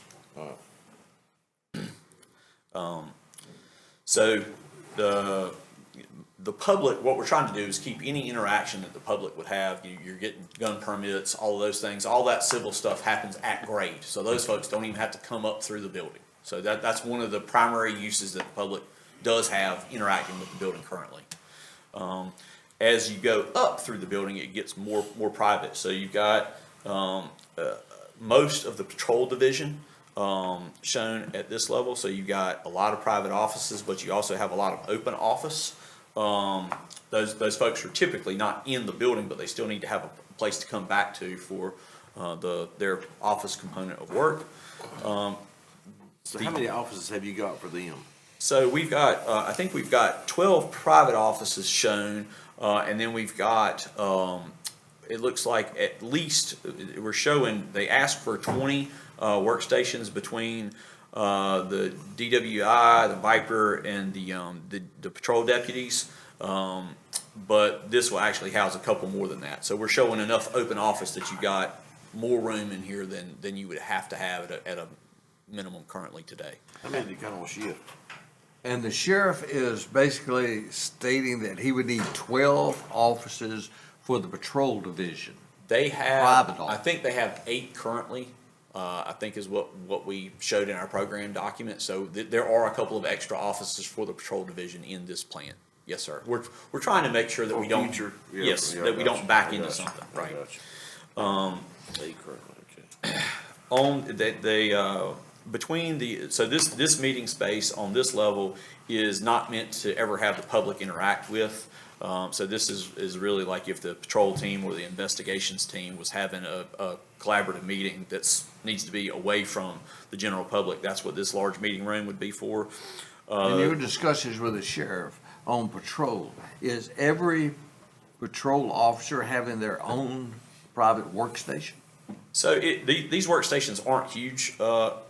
Agreed. Yeah, but everyone would have a place for some component of administrative work to happen. Now, you could probably set those up if you wanted to, where if you're out in the field, I'm just making up a number, but if you're out in the field 3 out of 5 days a week and you come in, you could probably set those up universally enough that you could share them. Absolutely. That's an easy thing to do, but we're just we're trying to show what it would look like based on the wish list. Well, that's just but that's actually like per shift though. This shift is, but the next shift comes and uses the same workstation. Yeah, but you don't The have, next shift you don't comes- have 20 on. No, he's talking about these right here. The Yeah, but he's got section. another 10, I'm over there. Mr. Chair. So there are, the 10 stations in the middle are the DWI and the Viper group, and then the ones off to the side are the patrol deputies. Oh, gotcha. So 2 different divisions. Yeah, they're different groups, and so we're trying to show it so that it Understand. kind of makes sense based on, how they're Okay. operating All right. today. Okay. The third floor is almost wholly dedicated here to the investigations team. And there are a lot of detective offices shown here, and some of those are shared offices. That large room is a shared 3-person space. So we've got a couple of those, but that's what was specifically asked for the investigations division. And then back to your, I think Commissioner Gurley mentioned, evidence storage in a location that might be subject to moisture. So you don't have more than 6,500, 7,000 square feet of evidence storage presently. We're basically thinking that you can fit most of the sheriff's office program other than evidence storage, which you do use a lot of evidence storage currently. And I believe one of the things that was expressed to us is that the transport of that evidence storage is kind of challenging. How about the DA part of storage? So basically what we have is we have separate places where you can store. There's also DNA storage. So basically all of the more critical storage but it's not as heavy, is from here up in the building. Gotcha. So that's what we're showing. and we feel like right now, the fifth floor, half of it was mechanical room when it was a jail. You're probably gonna need about that much. Our MEP engineer said you need about that much square footage to allocate for the new mechanical, and you already have the louvers on the outside of the building, so that would make sense to try to repurpose. Everything's gutted, but you're gonna still reclaim that space for mechanical.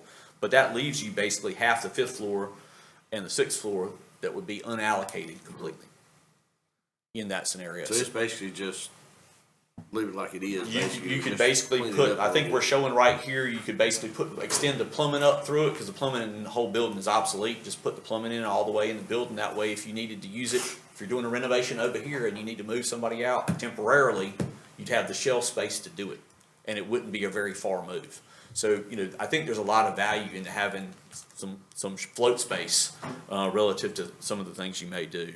And by the time you're doing the rest of this, that's relatively nominal. Basically, put your infrastructure in place and for future whatever, That's exactly right. Just do it all. When you say unallocated, are you finishing off that? So it You're would gutting be, it and, it would be gutted. You would probably put new lights in. You would put carpet in, like open office style scenario, and you would put the restrooms in. And you basically finish the exterior walls, because as part of this, you'll see later, we're suggesting that you make the windows not the 8-inch tall windows that the building currently has. but it would actually be finished off, carpeted. Yes, it's just Texture on not the divided walls. into permanent offices. Yes, sir. Right. Just put like movable stuff like we did at the DSS. Yes. That way, Cubicle stuff, if you end up needing to renovate a bunch of offices over here, that you have a place close by that someone doesn't have to go across town to be able to do that. So it would be useful in that regard. Y'all asked a little bit, sort of at the beginning of this about cost, so I really feel like, the finish so it's gonna cost somewhere between $160 and $180 per floor for the MEP component of the project, because the plumbing and the mechanical are completely obsolete. There's no, you're lucky that you got to the end of your jail cycle with those still functioning. But to do the cosmetic portion of the upfit, so I think on the low end, to redo this is probably the easiest slide. On the low end, you're probably just under 10 million to repurpose 60,000 square feet of space. On the high end, and that's repurposing more than just if the sheriff did consolidate everything, there's still a floor and a half that's not even spoken for. So that 25.7, that's if you redo everything and cut windows into the outside. So that's sort of the maximum wish list end of that threshold. So now what I want to do is kind of talk through a little bit more specifically, what does that's a wide range, what does that look like? That has nothing to do with the vestibule of the atrium part. No, sir.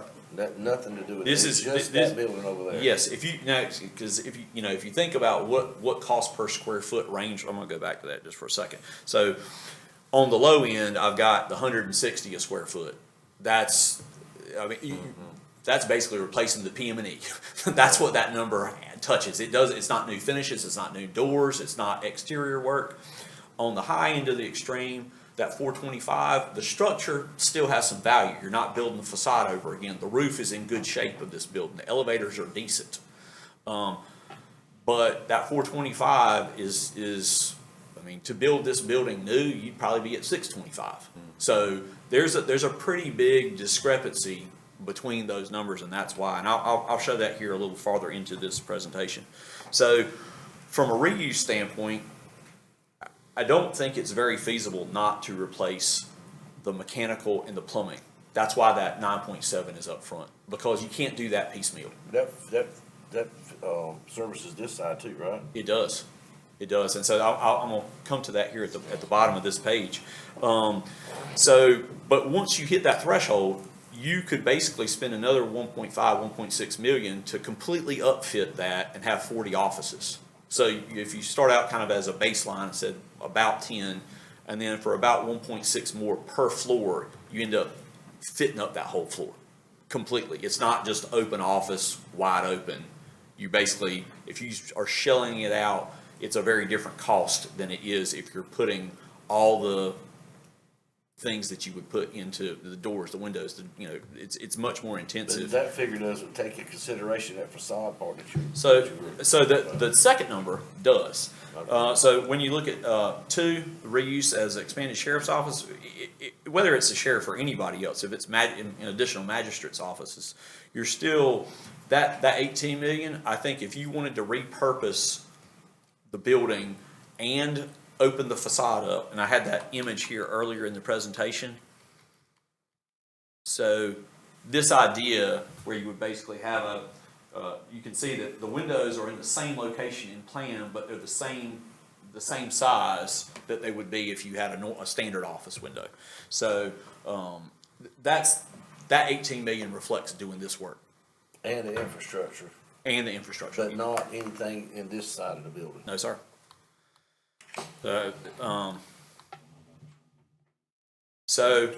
Removal, and I think this gets to the other point, removal, my MEP engineer, I put these numbers together with estimates based on what I knew. My MEP engineer told me I was light. I have 3 to 5 million for removal and replacement, because you still got to put a new elevator back to get inmates up into the court spaces. You've probably got to set up new infrastructure if you were going to demolish the whole building, because the entire building that you're in here runs through the basement of that space. So if you want to just demolish the building back to not having to worry about anything, you're still going to have to put an elevator back, and you're still going to spend a significant amount of money to do that because of all of the things that run through that space right now.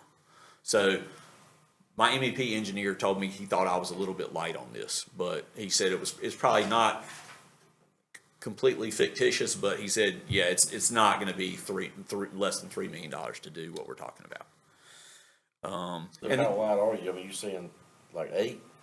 No, not 8 to redo it, but it's not going to get anywhere close to this 9.7 threshold, and that's what I think is important to bear in mind as y'all make decisions about this, is that you're spending a lot of money to get rid of it when you kind of get some, well, it's not free shelf space, but comparatively, it's a lot of space relative to that cost difference. And then the other thing that the sheriff did say that I think is very important, Commissioner Gurley, is that the main things that he was concerned about were response times and the ability for his officers to get in and get out relative to parking from a security standpoint. And so one of the things that got us thinking about is a lot of courthouses, even just for the courthouse, have secured parking for the judges, and this one I don't think does. So one of the things that, as we kind of think about some of what the sheriff was looking for over there, there may be some opportunity to kind of think about how that dovetails into what you might want to do as you think about the improvement to the rest of this building. Yeah, but the issues we already got downtown, I don't see where a parking garage is going to fix that problem. I'm there with you. So part of what I wanted to do, just because I knew someone was going to ask me, so I tried to preempt it. So the most recent new sheriff's office that I'm aware of is the one there in Pitt County. I had nothing to do with that one. But if you escalated that particular sheriff's office to today's dollars, that'd be about $636 a square foot. And you would basically be looking at about $425 a square foot to basically try to repurpose that if that's what you so chose to do. So that's just sort of a frame of reference. We also kind of looked at the population demographics, trying to figure out, I think part of what they don't have in that building is the quantity of evidence storage that you all currently have in that same location. So what is that? I don't know the answer. How long did it's like the DA got to keep all that stuff like this in the other building? I mean, if it's like our business, it's 5 to 7 years. Yeah, I mean, it depends on the type of case too. I mean, certain, obviously your murder cases and things like that require lengthier storage. But You gotta almost keep it forever. So how much storage space do we need between the DA, the clerk of court, the sheriff, and whoever else? DA's got some space in the old side of the courthouse in the old vault now, but I think they also use space at the annex.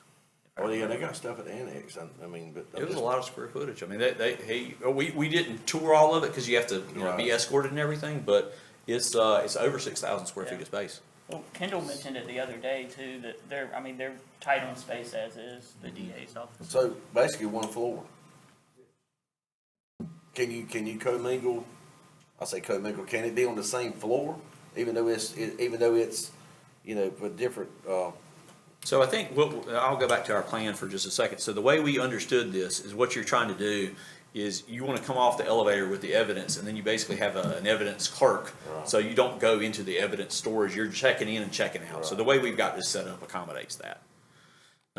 And what we would do then is basically set up, because that clerk is gonna be the one who has authority to go into whichever space they have, but it's already controlled from that point back. so basically you're talking about 2 floors with storage then.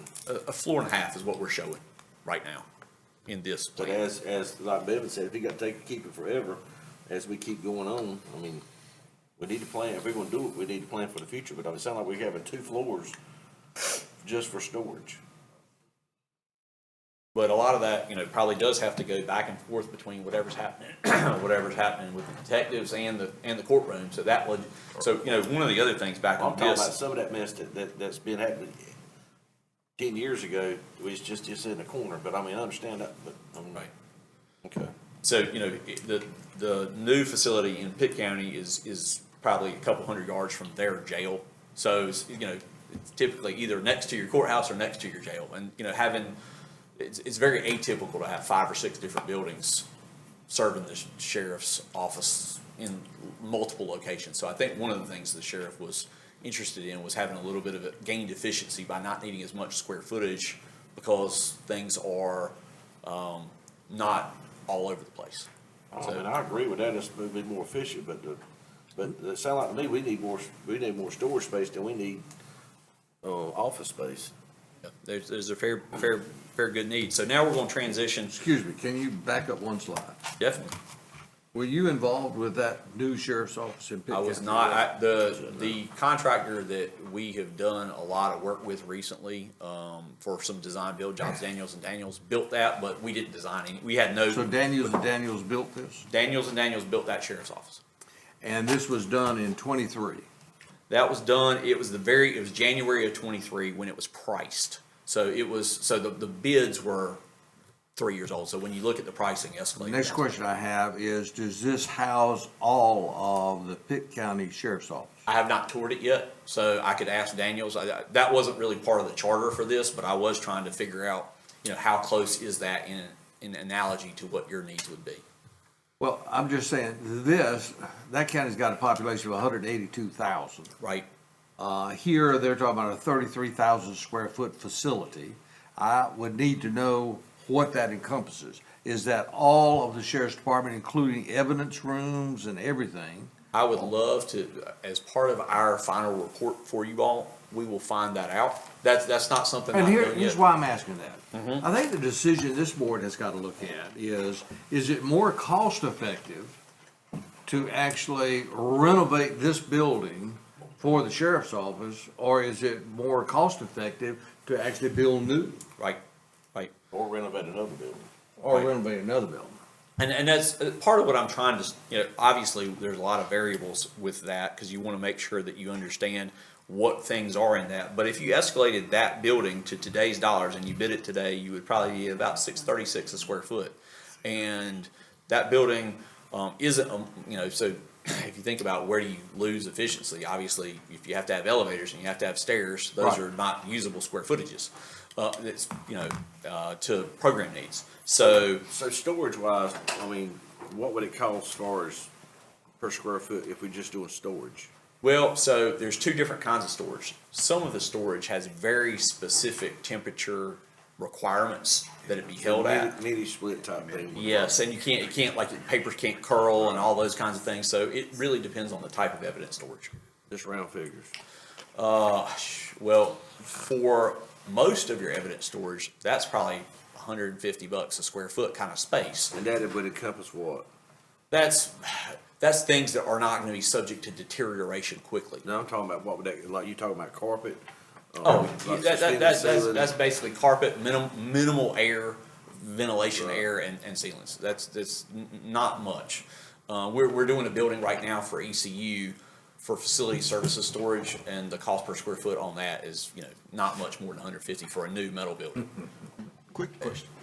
To tear down Yes, sir. old one, what's the cost on that?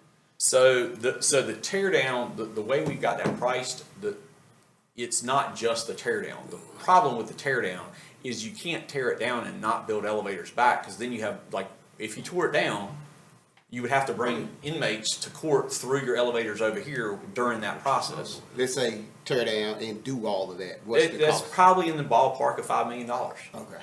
So it's not insignificant, because all of your infrastructure for this building runs through the basement of that space. So your tear down includes not only the elevator, but also the new infrastructure that you're Yes, if gonna you have had to to relocate replace. the infrastructure, if you have to, decommission that in phases to keep this building operational, those are challenging things on the most expensive trades that you've got right So now. even building brand new, we would still have to add 5 million Yes, on top of that. yes, that's exactly where I was going with that. So is there a possibility of doing any type of top tunnel type deal between that building and this building with the infrastructure in it?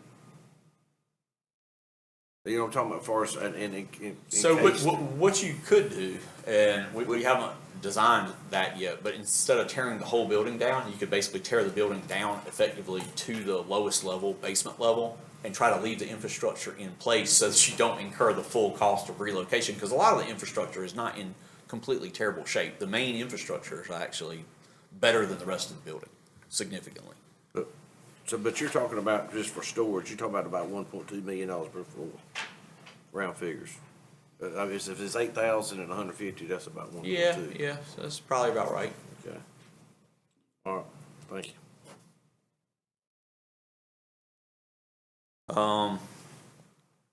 So that was for the 60,684 square feet that we were just talking about. Now I'm gonna transition to talk a little bit about, the courthouse annex that we're in currently. A lot of this building, One yes, sir. question, just to make sure I understand. For the tower, at a minimum, to keep that building viable and to be able to use it for anything, plumbing shop, right? And then we need some potentially mechanical improvements, which also services this side. Well, so the mechanical infrastructure is largely, the mechanical costs would largely be to serve that building itself, not mechanical improvement to serve this building. So then that's around that 5 million. Yes. Is there any, with keeping that building and having to use the Sally Port or use the entrance for inmates, are there any standards that building has to meet that will have to be inspected, maintained, cost additional funds just because we have a pathway for inmates to go through that building? So the part of the reason that the 3 to 5 is 3 to 5 is because how you do that is a logistical challenge, because trying to bring folks in temporarily through these elevators over here would be very, you would have to figure out what latitude do you have, because there are a lot of places where you do have standards, but when you have a building that's not sprinklered and you have to add sprinklers to it, it's not sprinklered all at once, so you have to have latitude about that. Did any of your floor plans, I'm sorry if I missed this, did it have any holding locations for inmates on that side once they were brought in? So I think there's actually some rooms just on the interior side of the court, this part of the building that have that. So those are just on the inboard side of this building. So we weren't talking about that on the jail side. But that renovation plan would completely remove any holding for any inmates. It would just be a path for those inmates to come through. The holding that you have left is actually in this building, not in that building. Which is right outside that door, you're right. Yeah. But is that 2 or 3? Do you know? So, yes, so there's two, I'm gonna walk back through that, sorry, I'm going the wrong way here. We would need to add one because of, if you got 2. So you've got two different spots where you cut across. So you've got this white cut across from elevator A back into the building, that's on the 3rd floor, but you also have it on the 2nd floor. So there's a basement level, and then the 1st floor is the one that the sheriff's office is on, so the 2 floors above that both have access into the building currently. And we're preserving that with this floor plan. And we actually met with the Superior Court judge a couple of weeks ago, and his concern was the configuration in this building regards to the holding cells. The holding cells are actually right next to the jury room. And so he was asking that we relocate those.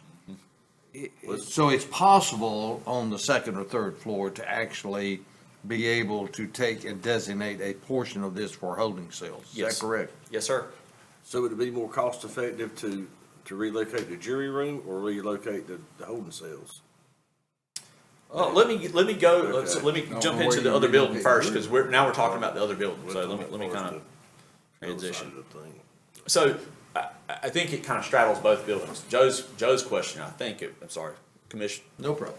what was if the holding cell were in the former jail tower, Right. would that make more sense? And I think that that would be an easy thing to accommodate, have one holding room per level. Right. Back in the building, because there's actually a little bit of extra space in the program there anyway, so that would be really easy to do. Okay.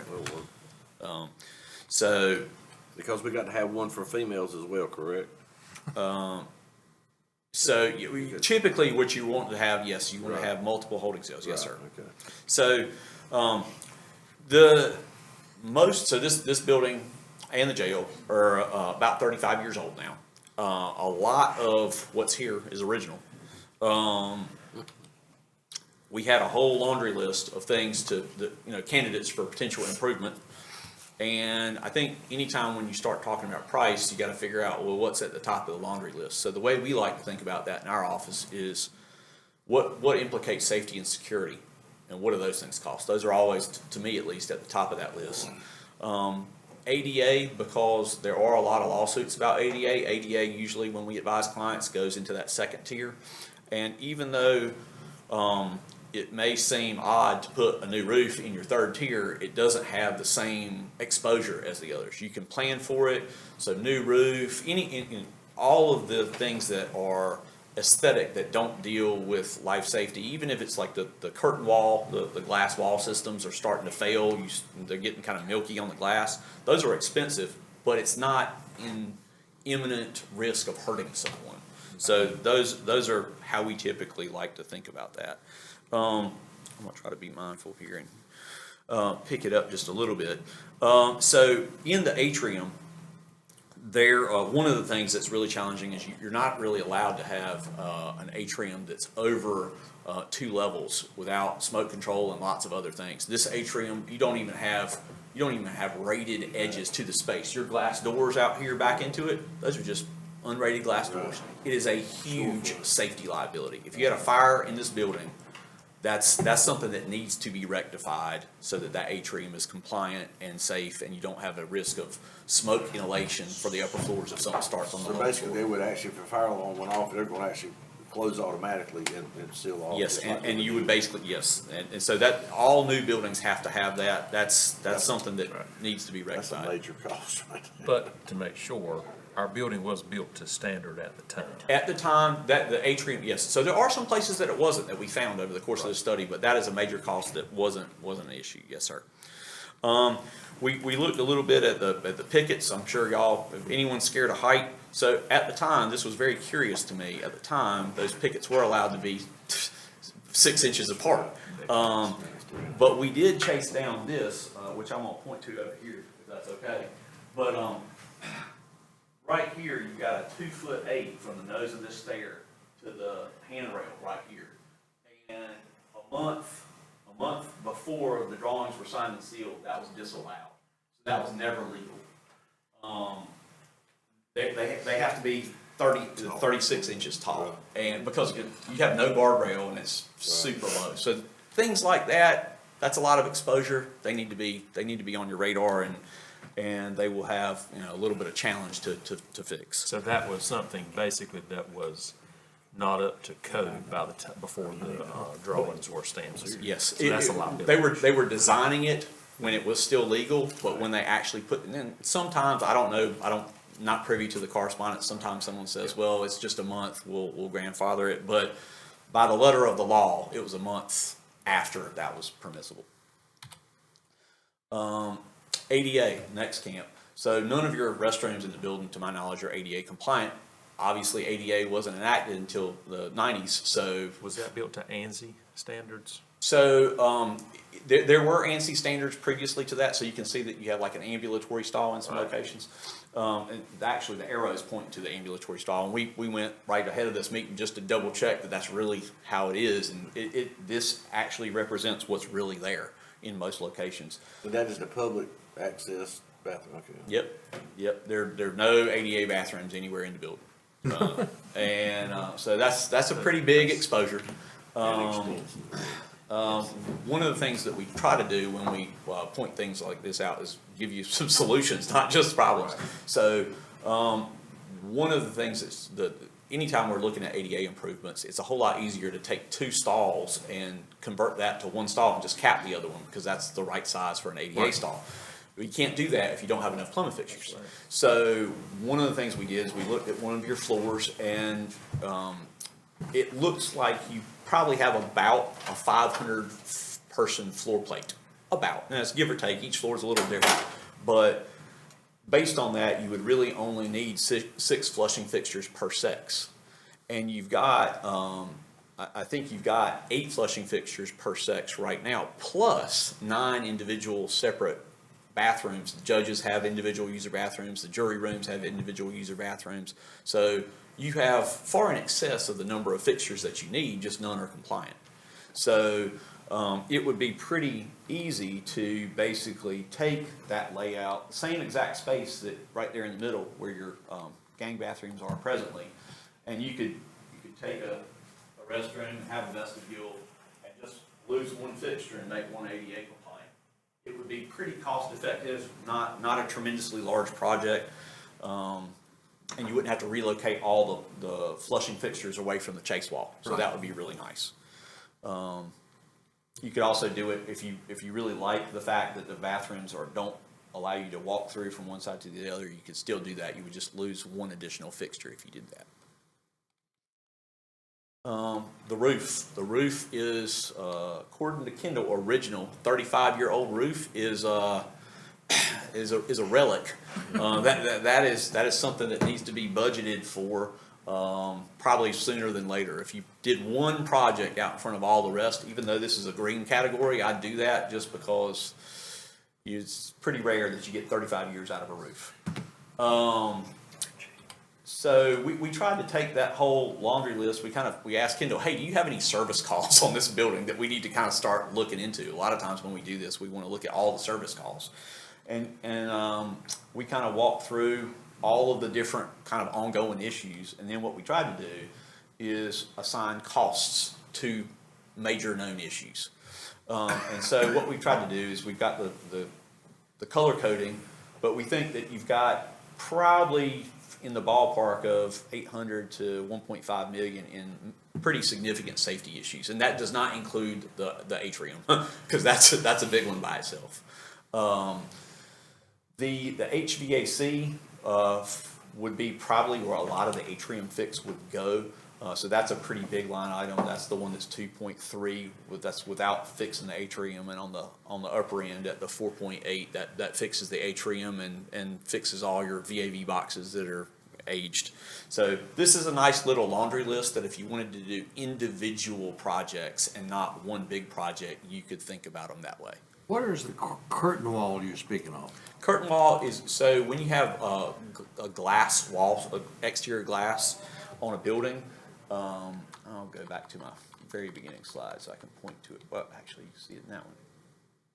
So the glass right here, because all of this glass, it hangs off the building. It doesn't sit on the edge of the slab, so it hangs like a curtain. So the definition of that is curtain wall from a glass system type, whereas when you go to eat at McDonald's or Bojangles, those glass systems sit on the floor, so there's about a double cost difference between the two. So it's kind of offset. Yes. Okay. Yes, and the replacement of that system is pretty significant because you have a lot of it. So I'm gonna flip that. And why would we replace it? All of your gasketing on all the glass is starting to fail, and there's evidence of leaks through that. So So you're talking about replacing all the glass, but not actually, No, the systems too, because then you won't get a system warranty if you only replace the glass. So that'd be a redesign. That would be, you could do it a replacement in kind, so you could basically take the original building drawings and say here and to, you know, a Conair or a manufacturer like that, and they should be able to do a shop drawing based on that. You shouldn't have to go through a protracted design process to do that part of the work, because it's basically put back in kind.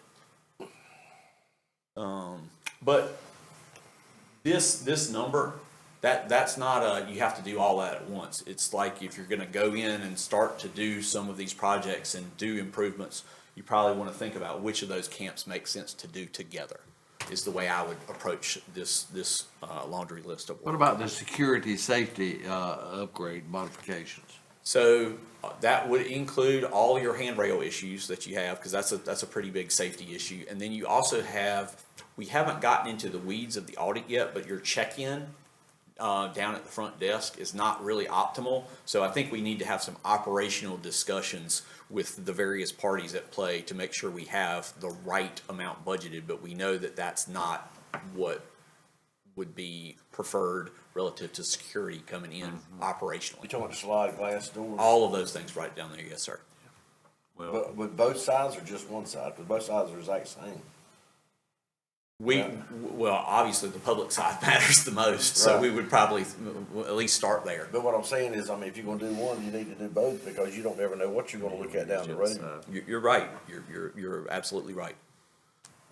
So, How about the courtroom needs a facelift? What does that mean? So we just heard that a lot of the finished, so actually I'm gonna kind of flip here, so, I'm gonna keep going, because that question shows up in the presentation. Thank you for keeping me going. And if I'm getting too long-winded, No, you're y'all just good. give me the hurry up sign.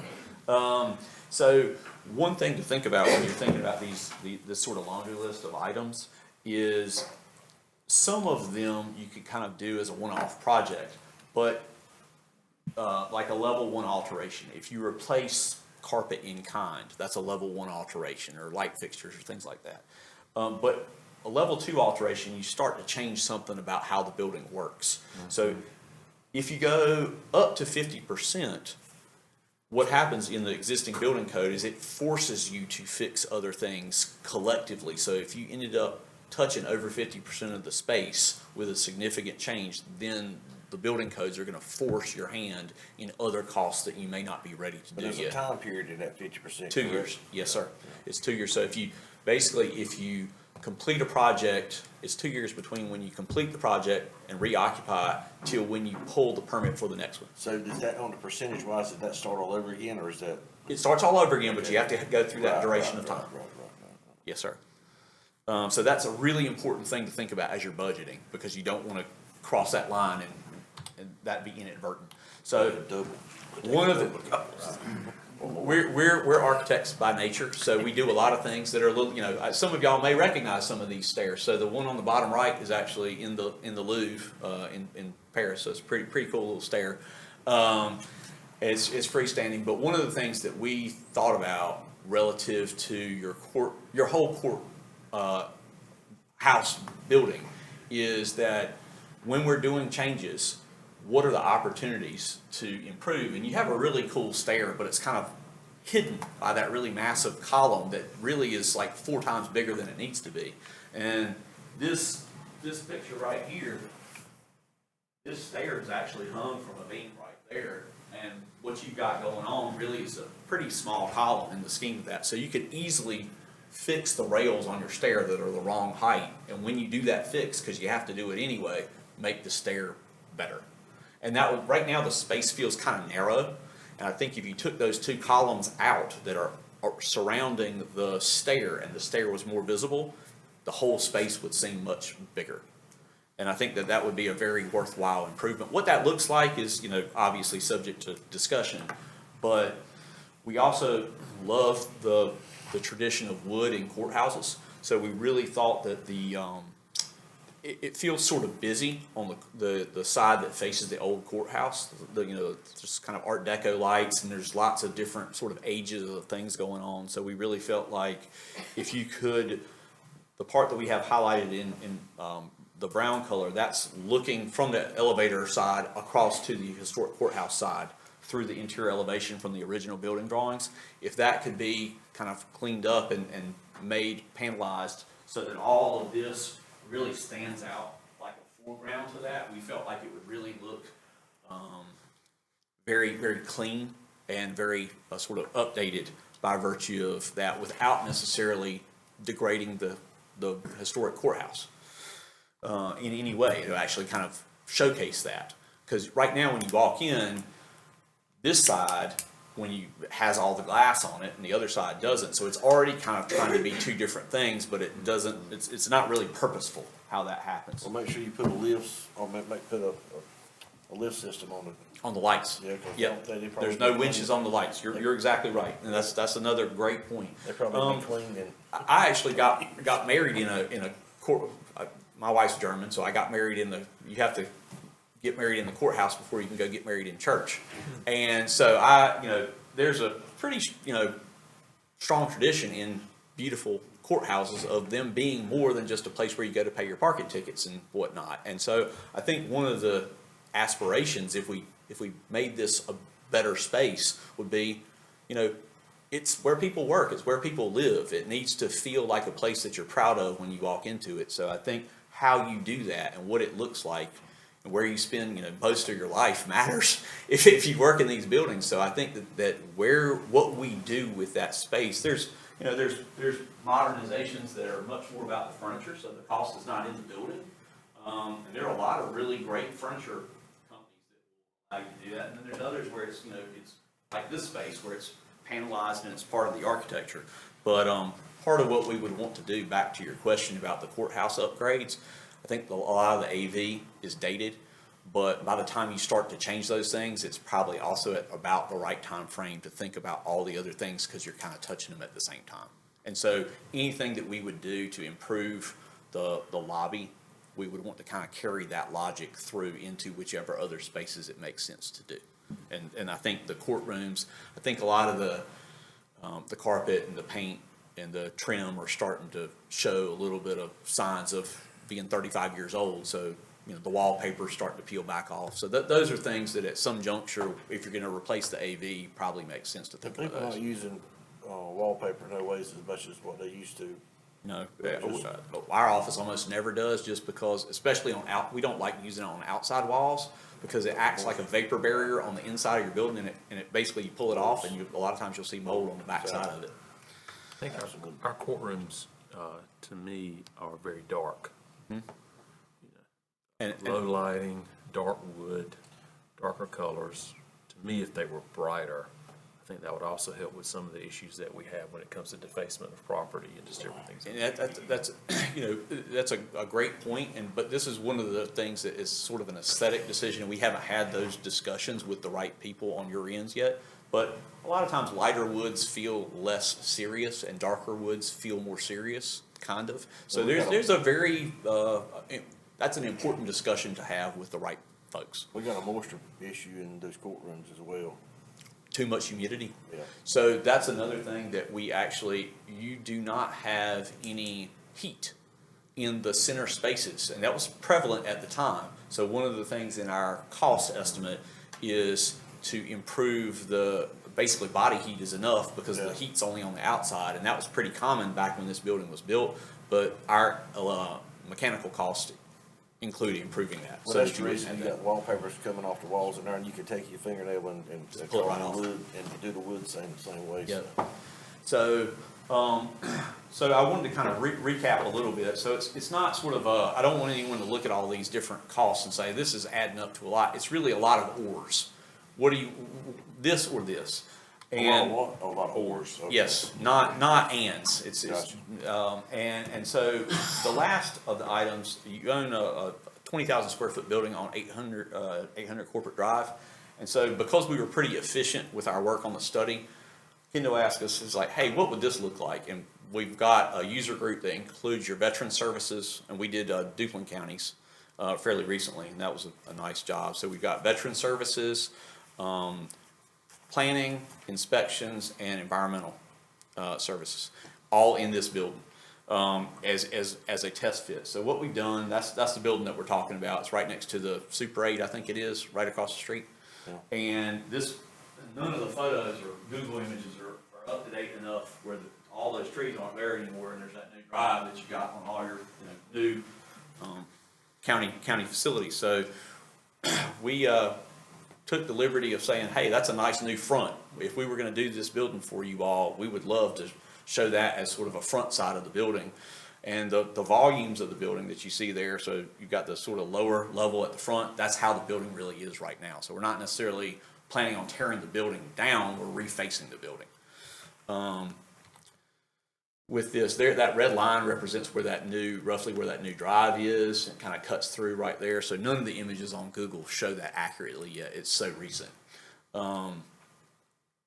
We did the same programming exercise. So we went through and looked at all the different employees. What do they have now? What do they want? And will it fit in this building? And so this floor plan right here, basically, I'm gonna walk up here. So the darker green is the environmental health. Then over here you've got your inspections, and back over here you got your planning offices, and all of this color is veteran services. This is what I'll call shared space. So it's one large meeting space. I think the folks on the veteran services side said they do have a good number of folks that come, but it's not every day. So having a space that you could accommodate in excess of 50 people easily would be advantageous. So what we tried to do is set that up right in between both sets of users. What is that gray space? The gray, which one? The gray. This right here? Yeah. So all of these are shared. So there's a Okay. check-in counter, just like they have now. And each one would have like a window that would say environmental health. And that way, if you wanted to staff it with one person across all three, you could, but you could also have a staff person dedicated to each group. So how many employees has each one of them got now, and how as far as for future? Do you remember that off the top of your head, Rita? The number of employees. So there are, it's on the program document. Can you have it where you can read it? Because it's small.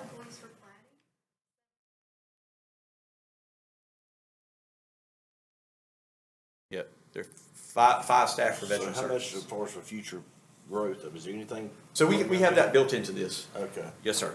So part of what we try to do in this is we ask them, what do they have? What do they think they're gonna need in a 10, 15 year window? So we're not planning 30 years out, but in terms of basically how things are changing. And so this accommodates all the storage for the plans that they need, for the inspections department, plan review spaces. It has the refrigerators that the environmental health folks work. So we kind of divide it up in the side that you go to get any kind of permit and veteran services. This is how we have the building divided up. So kind of help us out here. Yep. Because we can't read all of this chart over here on the side. The green, who's the green, who's the brown, who's Yes. the beige, whatever. So this is all of this green is your environmental health offices. Okay. There's not a doorway right here per se separating the two, because they didn't say that they needed that. So it's not like this is a suite, this is a suite. This is all of your building inspectors in the brown. And then back here is your planning department. Which would be on, starts with a C. Whatever, the road, what's this road that starts with a C? Cleveland, yeah. It's on Cleveland Street. Yes, sir. Yeah. And then we have a little, we have a vestibule here. This vestibule is color coded like it's theirs, but it's not, it doesn't need to be. So you could have staff parking all across the back and come in through that door and basically come in to any of the building that you needed to. And then the beige up here, Veteran services. that's veteran services? Yes, sir. And then the blue is bathrooms. So we have lots of single user bathrooms. Instead of group bathrooms, but to service this, we do have group bathrooms. I'm just a little bit surprised that veteran services would be that large. So they asked for a waiting room that would seat, they have a lot of people at one time, so that surprised me too. But they wanted a waiting room for 25 to 30 people, and they said that they regularly fill that.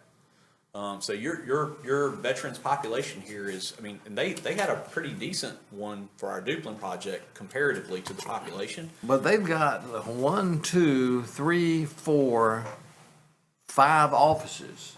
We only have 2 staff. They have 5. They have 5 staff. Yes. Well, interesting. Yep. I wasn't aware of that. That But it's. veterans offices grew over the last 14 years. Well, because Seymour Johnson's not doing it anymore. They took that part of it out, so that's all on the county, right? Right, okay.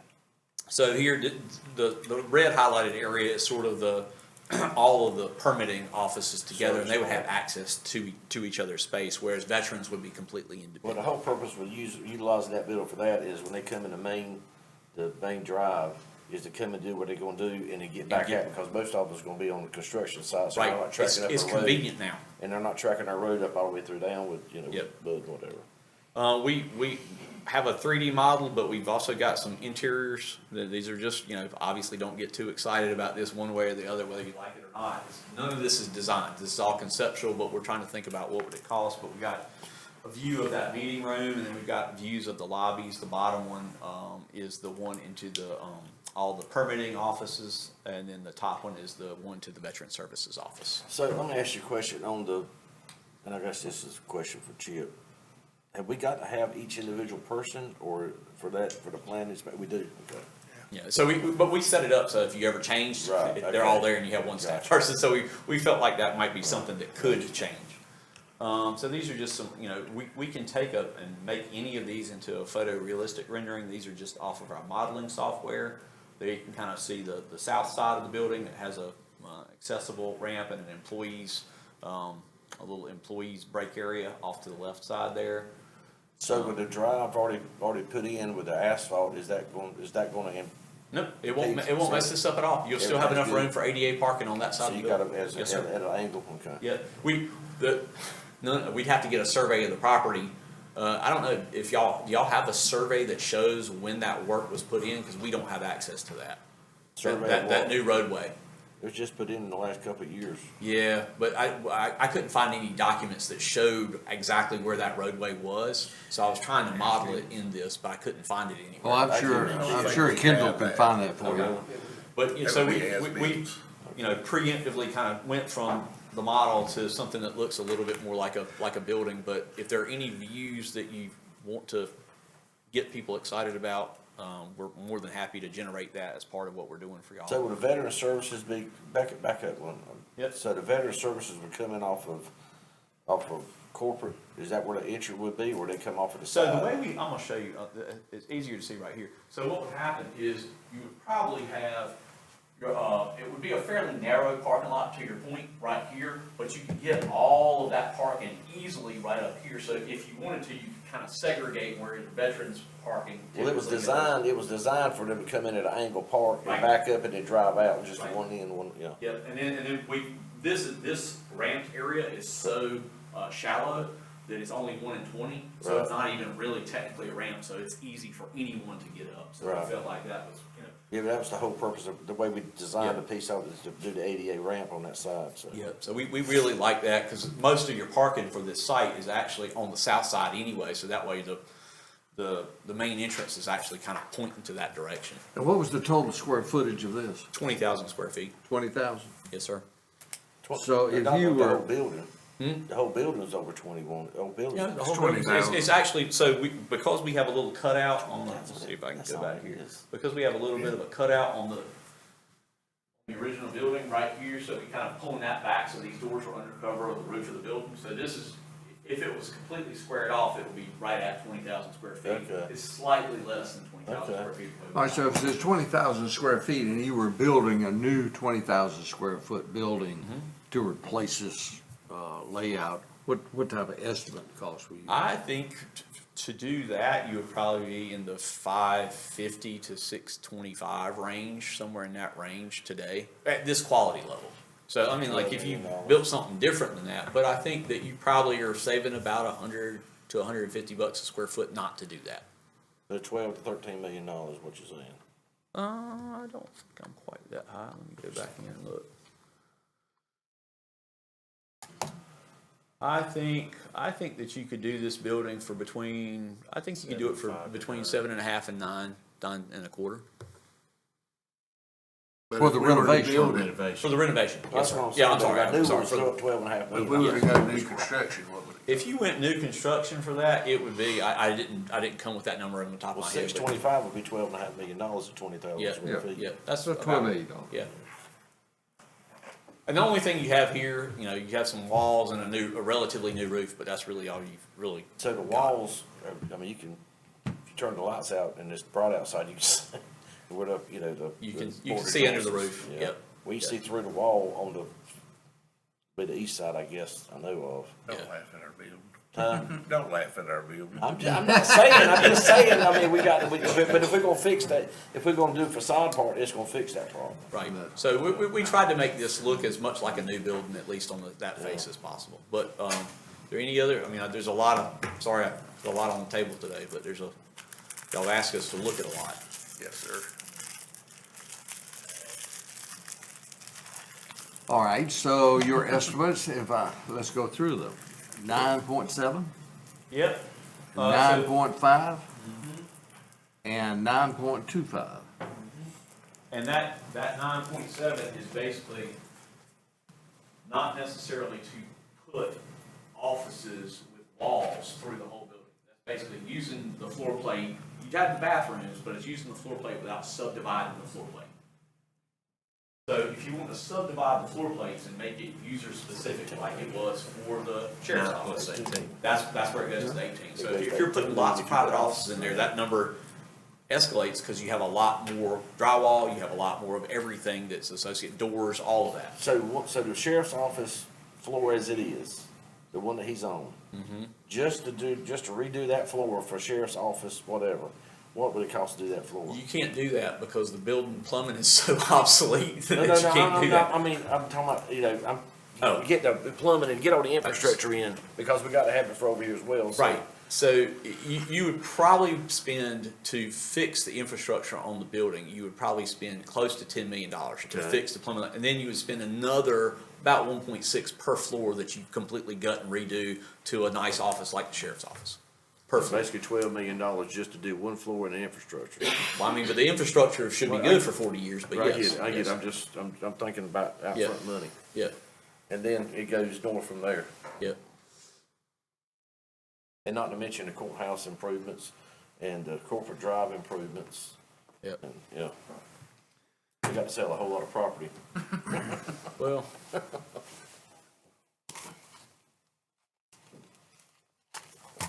Don't think. Questions? I'm sorry, I was in la la land. What numbers you come up with? Too much. I mean, too much. Is it in the range that I told you? and I feel pretty, I mean, Well, we're you're doing. looking at ver- 10 million basically just Yeah. for the improvements on this building. On the, if you did them all, yes. I mean, they're significant. I mean, the HVAC is half that number by itself. There's a lot of HVAC on this on this building that needs attention. And the problem is when you go to do that work, then you kind of are making a mess. So then you're kind of, you're in a bad place not to do the cosmetic or some of the cosmetic work at the same time. Have we got our estimates back on appraisals? We have not. We're Has it still started? looking at an appraiser. Oh, we're still looking at an appraisal? Yes, Are you really? yes, sir. You directed me to go back out to bid for, we didn't receive enough interest the first time, so we'll go back out. Okay, other questions? Barbara? Tim? No, basketball. Yeah, Mr. Chair, I just, back to, I think, one of your statements earlier, I am interested in seeing some comparables comparing new construction to what we have. I'm really kind of interested in what we have to do when it comes to the things that we have to do, right? Plumbing, infrastructure, safety, right? Those high-risk priorities. You know, also, what's the cost of just abandonment and saying, okay, you know, we're going to tear it down, Right. but we know we have to have something back just to be able to get inmates and people back in that space. I mean, I feel pretty, obviously, once we know a little bit more specifically what if the sheriff's office is a terrible candidate for the space, we don't want to have completely hypothetical things. We want to measure against what you really would potentially do.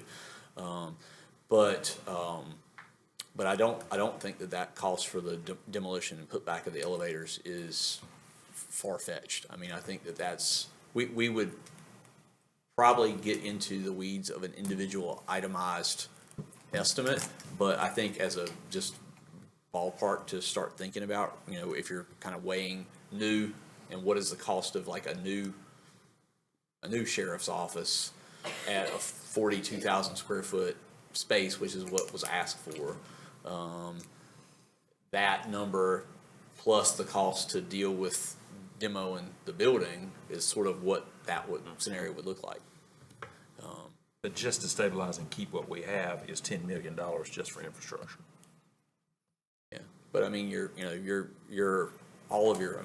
I've got pictures of the cast iron plumbing in that building, and it's all the way. I mean, I'm surprised that it wasn't raining sewage in the building. Well, it is. It was. It was. Yes, it's literally. Yeah, but so I feel, even though we haven't gotten into the weeds of an itemized cost, because the projects that we're doing right now are kind of similar. So, for instance, we just it was two years ago, we finished a project for Duplin County for a Veteran Services office, and it was 12,000 square feet heated, but 14,000 square feet under roof at $5 million. So that was Veteran Services and their Council on the Aging shared that building. So that's a design build building. It's not, no frills, not super fancy. Yeah. That's a pretty good cost per square foot. I've lived too old. I mean, too long. I mean, my gosh, $600 a square foot. It's crazy right now. It's. And is that metal? Oh, I'm sorry, go ahead. No, well, Kendall's here, and I don't want to put you on the spot, but you spend $10 million to upgrade infrastructure, that facility was built for a jail tower. Mm-hmm. So I'm sure it has a different level of having to be able to maintain it. Help me ask this question, Kendall. If we spent $10 million to renovate that building, would the renovation help make it easier for our facility people to help maintain it over time? Or are we still going to be left with sewer pipes in concrete? Or, will it be made easier? All of it would be cut out. Every bit of it would be cut out in that number, yes. And you would have everything brand new. So that in such a way that would be easy for facility services to help maintain it if there was an issue in the future. Well, every bit of it is encased in concrete. No, it's not. It's exposed. You can see them. Okay. Yeah, I mean, unless it's in the floor slab down at the bottom of the building. I guess well. Okay. In which new construction, modern construction, obviously there are things considered now in new construction that was not considered in the 1990s when it comes to things like that. Yeah. IT. I know we haven't, does this even encompass any IT or infrastructure? So, in that building? yes, so the numbers, so that's why there's that range from the low end, because if it's sort of low and you don't have a lot of private offices, then your IT is just wireless access points. Right. So you don't have lots of hardwired connections. Whereas if you got lots of private offices, you may have more hardwired connections. Because you have a lot more receptacles as well. So your electrical cost goes way up once you don't have an open office environment. And that's why that spectrum is so wide. Is any of this, you mentioned electrical, is there any electrical improvements that have to be made, service, breaker boxes, switches? To this building? Well, to the tower, if we renovate it, because since it was, and this one as well, I would say, since this was built in the 90s, anything that would have to be updated? So a lot of the electrical infrastructure over there is at the point where you would be hard pressed to probably find breakers. I don't know if you cross that line, Kendall, but so at the point where you're doing modest work, you could probably limp along on that front if you needed to, but it would probably be worthwhile to basically have panels that you can find replacement breakers for without it being hard. So that's a potential, and that might be encompassed in your number, but And that's a potential. That 9.7 is to replace predominantly the obsolete systems. It's not about making it look pretty. Right. It's obsolete systems are all fixed, and you don't have to worry about them for hopefully 30 to 40 years. So that includes electrical? Yes, sir. Gotcha. And that's what most of the cost is. It is plumbing, electrical, mechanical, IT cost. At some point in your presentation, there was a comment that the sheriff had in regards to concern about response times. Can you elaborate on that? Yes, that was a very curious question to us, because one of the advantages, back to Chairman Gurley's point, you know, having 5 different locations, yes, you lose a little bit of efficiency, but you're also a lot closer to who you're potentially responding to. So by consolidating into one location, whether it's here or out at the other jail location, if you did that, you are potentially farther away from where some of those folks may need to go. And the ability to get from the building into the car to wherever they're going is something that's really important. And so one of the things that this is not estimated, but one of the things that we thought about is you've got a lot of land around this building. You own a lot of surface parking around this building right now as a county. And you could, now I'm not saying you should, but that is about as efficient the layout of a parking deck on a cost per square foot as you can get. So if you were to do that, you could basically come in directly into a deck, have secured parking on the upper levels for magistrates, for the patrol officers, and then only have the public sort of separated to the lower levels. That is a possibility. You're not landlocked, which is great. So if response time were a challenge, I don't see where that's the benefit at all personally. Of course, I know at one time a parking deck was $300 a square foot. How much is it now? 300 a square foot is it must have been when they first invented parking decks. They're 30 now. How much? 30,000 parking space. I mean, yeah, 30,000 a parking space. Yes, sir. This is That's not the an option. national Let's average. move on to another slide. That's the national average. I actually have that in the presentation, just so I knew y'all would ask me that. But he was concerned about response time. Yes, he was. He was concerned about response time. Let's see here. I think I had that in here. But that was even in the current scenario. Like any change, the ability of folks to get in and get out and serve the public. That was his top concern, and he did not want to be an advocate for something that might have been good for other aspects, but response time was really sort of one of his top priorities. Well, we need to get out of the city if that be the case. I mean, get out, get toward get somewhere closer to a highway, structure. So, anyway. Well, I mean, I got I'm some not trying to questions. stress that, but I think that needs to be kept in mind as we're trying to make some of these decisions. I got a few questions if you don't mind. Unless you want to, before you lose it, if you want to go ahead and ask your question. I forgot what the second one was, so go ahead. So, infrastructure wise, just say we take that building out of play. We're still at $10 million regardless. As far as infrastructure getting it to this building. $5 million. $5 million, okay, I'm sorry, $5 million. Yeah. So, we, the public defender part, have we got a space for them yet? So could that space? I mean, the only option, I think what we've kept in mind has been the old child support office. So But could we? in this model, I think that would be one of those reserved floors Okay. at the top. So that being the case, if we would relocate the sheriff's office, that floor that he's on could be utilized for public defenders all right, so we still need storage. So really, I mean, if the building is in decent shape, tearing it down is really not for what we need. I mean, and do we need, I know we got to have some type of acclimation when it comes to the, the storage part, for whether it be, IT stuff, whether it be, stuff for the sheriffs or stuff for DA, clerks, or whatever, as far as paper wise. There's got to be acclimated. And there's more efficient things to utilize, like mini split type deals with less, as far as duct work, you ain't got to worry about that. You don't have to worry about going into, suspended ceilings, whatever. You could, I mean, for what it is, if you're gonna use it for storage, it doesn't have to be, carpeted and whatever. So we're making it work on a building that's also reinforced concrete. That residence hall I showed you earlier, that's also a reinforced concrete building. That is a bare, but you've got 2 more feet vertically between, so your lowest two floors have even taller floors, but the upper floors above that have 10-foot 8 floor to floor with a nominal 8-inch reinforced concrete deck. So you basically got 10 feet of space except for where the beams are, and the beams are another 8 inches deeper. So many splits would work, you could run the line sets up on the back, on the Ormond Street side and cover them up and, you know, go right in and you're done. As far as storage space. So I guess, I mean, my thing would be is the biggest thing is gonna be the safety and security part of the atrium part.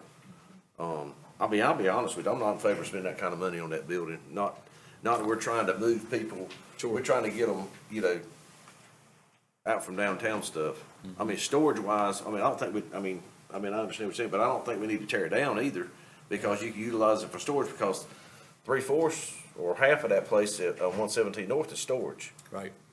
You know, and not to mention all the other stuff that's straight out everywhere, you kind of get it in a space, but there again, I don't know what the requirements are or how much space they actually need. And I guess I figure out, you got the clerk's office, DA's office, the sheriff's office, not to mention other high profile whatevers. Well, So- just, you know, if you were gonna do any renovating in this building, you're probably, you know, reasonably full over here too. So just the ability to do the infrastructure over there and have 8,000 square feet of flex space, I mean, this close to where you might need to renovate, Well, that's a luxury a lot of folks don't Well, have. we've had the discussion about the possibility of building a new administrative building first, attorney's office, the county manager, the finance, the HR, right on down the line, public affairs, county commissioners or whatever. I mean, Chris's opinion, I'd rather see us spend that kind of money on, not that kind of money, we don't spend that kind of money. Right. But spend the money on a new structure at the county complex before we start spending tons and tons of money on something that we could utilize for something, because you said a while ago that most people need their storage, you know, at the courthouse, you know, for whatever case. So that's, but like I say, that the biggest thing is where the public comes in and out. I think we need to address that sooner than later. That's my opinion anyway. So- Can you pull back up where you have all the different levels of that building? The existing plans, They were all due. it's like all 8, Yep, all. that one right there. Okay. That's the existing plans. The existing, I'm almost, So this is showing like the 5th floor, all the pink is mechanical space, and sort of not usable programmable space. You know, pink is still the infrastructure vertically. but you were saying that the second and third floor had a connection to this building? Yeah, they do. Wasn't the second and third? Yeah. Let's see here. Oh. There's a door, first, second. should be right here. Should be right up No, here. it's, Should be right up in here, ain't it? we might not have modeled the doorway over. Oh, okay. But that is where the doorways are. Well, can you go to the existing, Yes. this says existing tenants operation.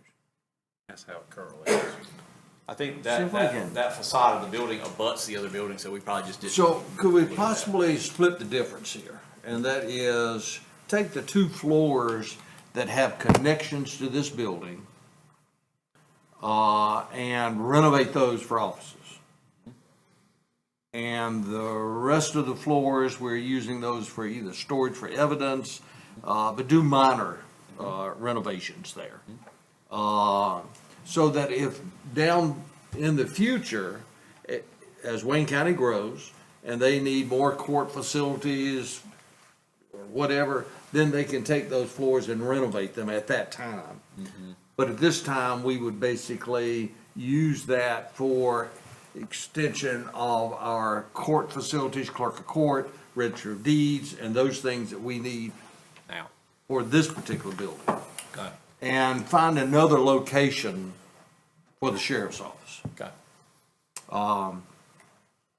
I agree with the sheriff if you're gonna concentrate everything here in this tower with the sheriff, their response time is going to be greatly diminished, just to get out of the city. So it may be that we may want to look at locating the sheriff's office in a new facility. I mean, your estimates of just replacing or duplicating what they have in Pitt County, which is a larger county than ours, was $21 million, I think, in our current configuration. I think, hold on, let me get back to that slide. So- There it is. Yeah, there it is. 21 million escalated. Am I correct? So their building, if you escalated that to today's dollars, they built a building that was, that building is 33,000 square feet. And today, that building would probably be built at a cost of about $21 million. Right, 21. Yep. I think that's something we need to talk about.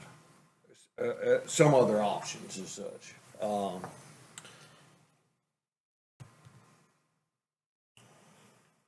I would have to decide what departments would actually be used on those two floors. And the reason I want the two floors is because they got connections to this building. And you could, in fact, then expand your court facilities, move holding cells over in there. You've already got elevators.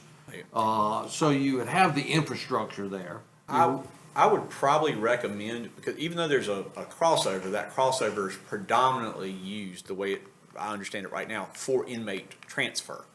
So it's not a path that you would want to cross with everyone else who's working. So I think one of the things in that, either you would want to have a separate way that doesn't require common use of that corridor regularly, which wouldn't be hard to do, but you wouldn't want to use the same inmate transfer corridor as the one that the Register of Deeds or somebody else is using on a regular basis. I agree. Yeah. So you would have to configure it Yes, such a sir. way that there would be a separate entrance, so to speak. And for the it may make sense if you did that, and that's part of where we were trying to, because the cafeteria used to be on the ground level, so I'm gonna go back. So there's a lot of vacated space on that basement that it would not be super hard to put a little vestibule off to that side and completely change the access, if you will, to Right. anyone that's on those upper levels. Basically on the outside, just do an elevator on the outside and. Well, it's not even an elevator. This little addition that we're showing right here,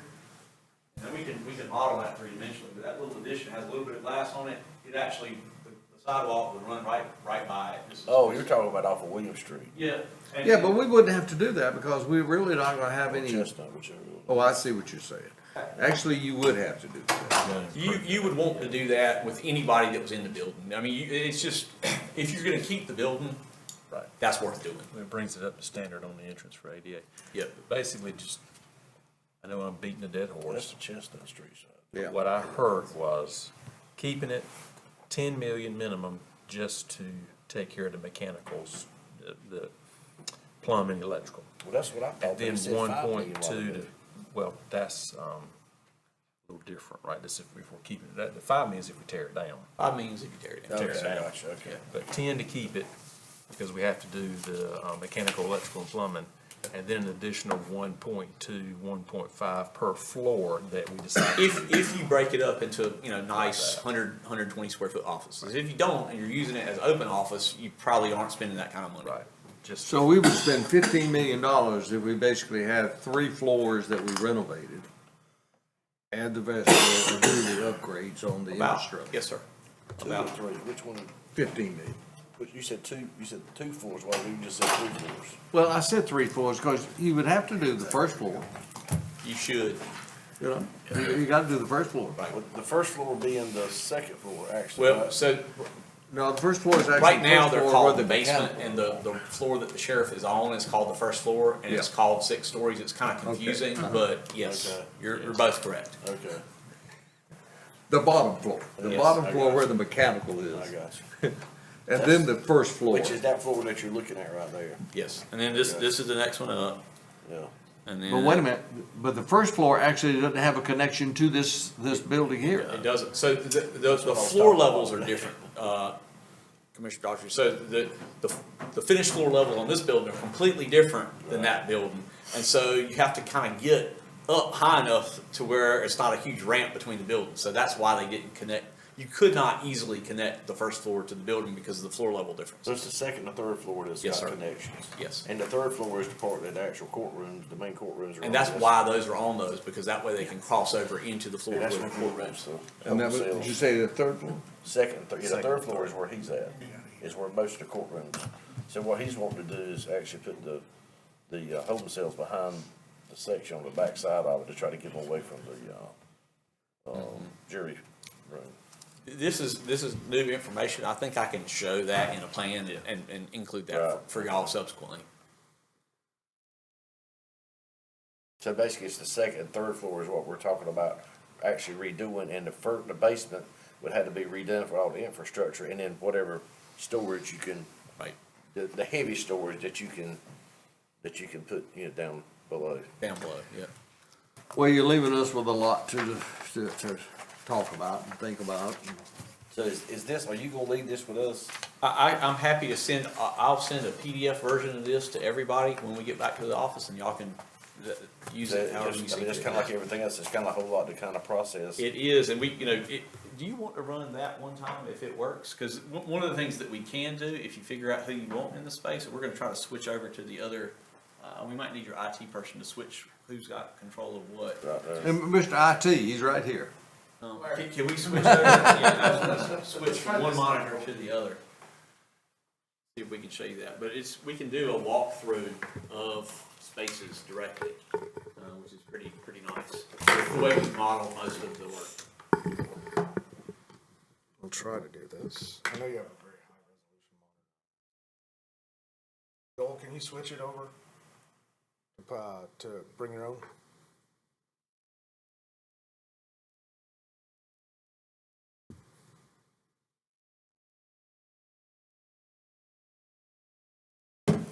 It doesn't want to seem to grab that signal for some reason. High resolution. $135 million. We have a video scaler, so I I want ain't to try ever doing that, man.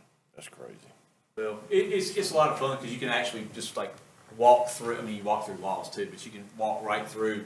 the Based entire upon building. how you've already designed it. Well, so we didn't do that because we knew that the sheriff's office was still not anywhere close to, but for 800, we felt like, Oh, for 800. for 800, we felt like even if you build a new building, you're gonna need to have a layout that's roughly like what we're showing to accommodate everybody. So we really didn't feel like it was sort of a big risk to do that. Parking wise, the employees could park off the Cleveland Street side and then kinda toward the back. And then, there's something going on. That's why I think that vestibule would be so nice, because then you have so much parking off of that, off of that side, that you can come right in that way.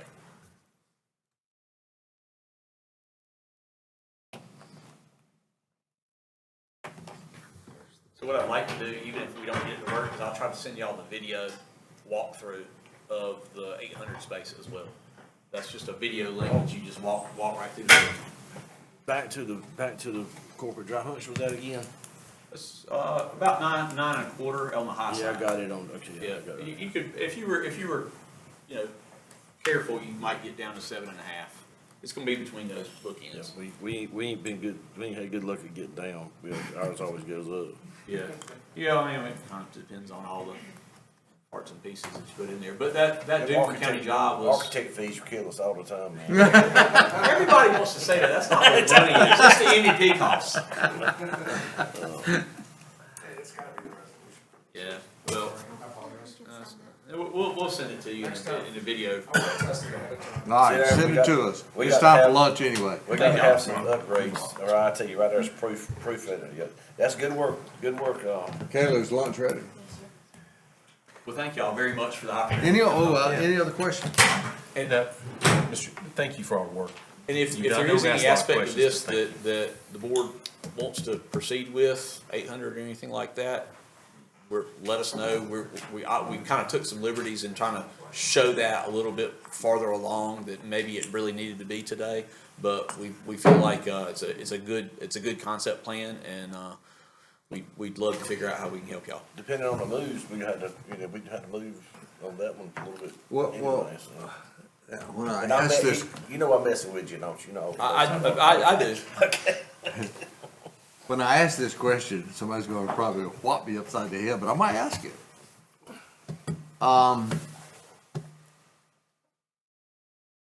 If you're talking about $9 million and our acquisition cost, in my mind, you're getting mighty close to building new 20,000 square feet.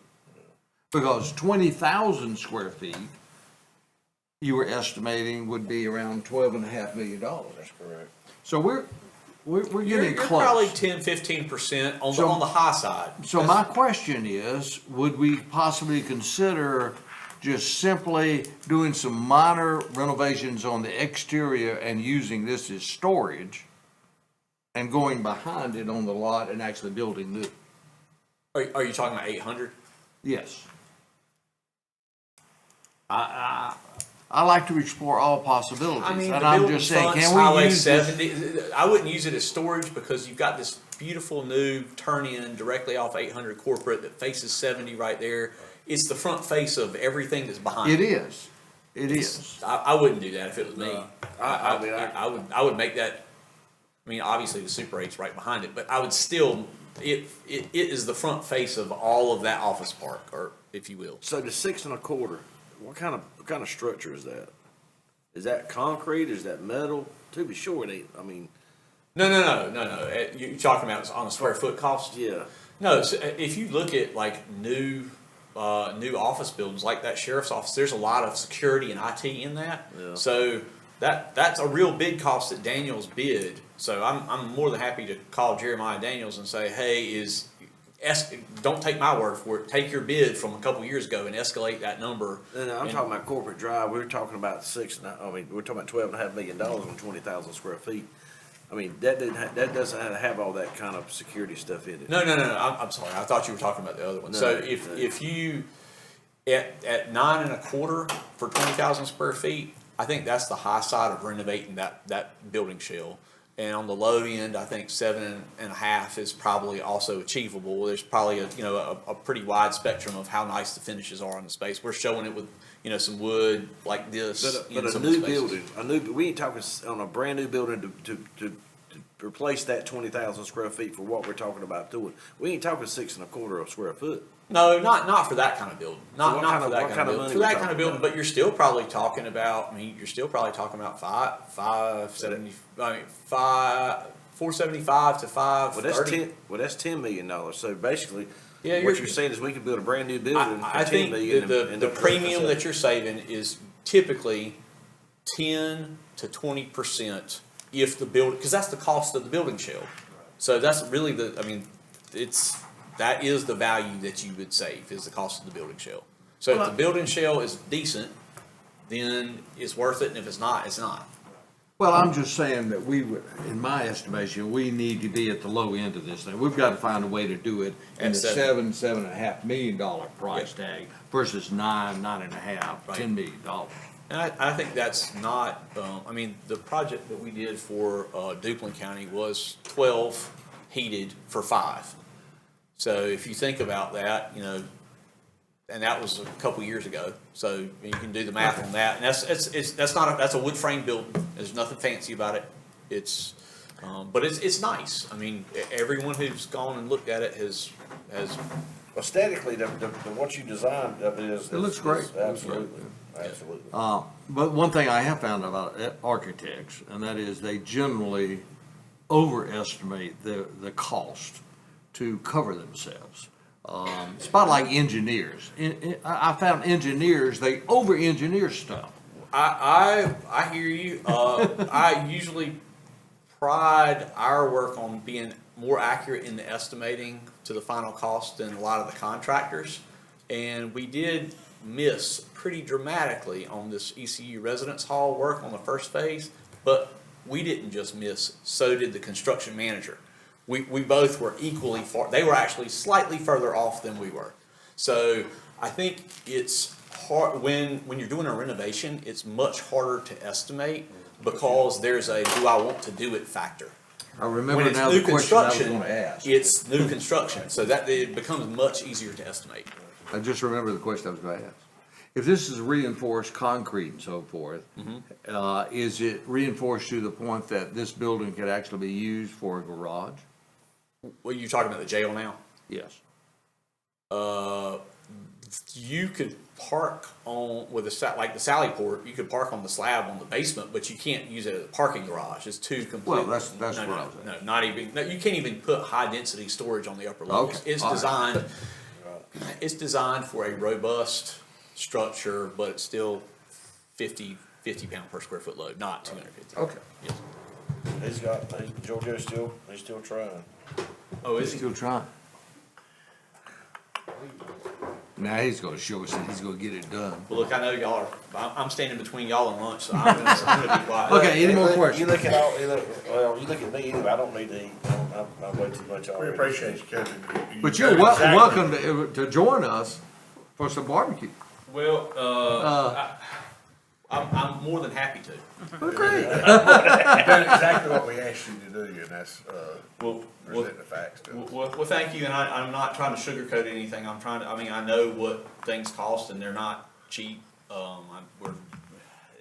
But I wanna make sure that you have good information, so when you're making decisions about the future of Wayne County and tax dollars, it makes sense. Here's the comment I wanna make, and that is, I've dealt with a lot of architects that have come in and made a lot of presentations and so forth, and they generally are at the 90-foot level. You come in and we can have a conversation with you. If you could have, you mean, you feel like I'm That's not- right, not you're doing- talking on our level, I appreciate rather than trying to shoot something. He's over there blowing. I think you would be hard pressed to do what you're trying to do at 800 Corporate Drive for less than $7.5 million. And you're not gonna do $7.5 million and fit all those folks in a new building. So at 7.5, that's a good aggressive number, but I think it's doable. I think you're exactly right. You probably could build that building new for 12 and have a really nice building. And that's, so it's gonna be somewhere between those bookends. Okay, good. If Giorgio gets it working, I don't see. All right, we're going to, Well, we can show, look, if y'all just wanna see it on screen and not on the meeting, we can just walk you through on our screen and show it to you. It's pretty neat. How close are you, Giorgio? Let's go ahead and. We'll just show you on the screen. Yeah, you wanna just walk them through it? Come on. It's pretty neat, but we can do this with, the way we draw things now, we draw 3-dimensionally instead of 2-dimensionally and then make it 3D. So REMA is basically taking, a lot of what we designed for. So let me ask you this, Georgia, can you just hook it up to one of the TVs, the computer? That's how that does it. I'm talking about, you can't hook it right straight up to that TV right now? We have an HDMI, if you get it to. I have an HDMI cable too. Gotta reach behind there. I mean, I'm simple-minded, I mean, no, it's mounted to the wall. Very, very simple-minded when it comes to this.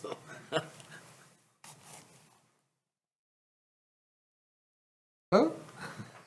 Well, never mind. If y'all do a new building, Yeah. my office, I've got the collapsible, because once you get a TV that big or bigger, you can't ever get back to the jacks. Yeah. You gotta have one that comes off the wall. Oh, yeah. You still got time. I was reading it.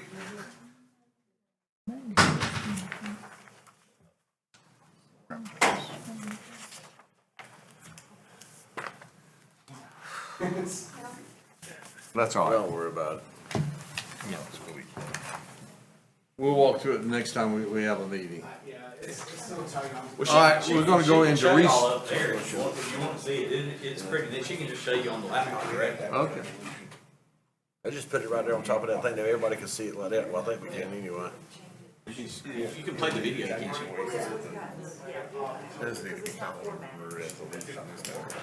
You want to see, All right, here we go.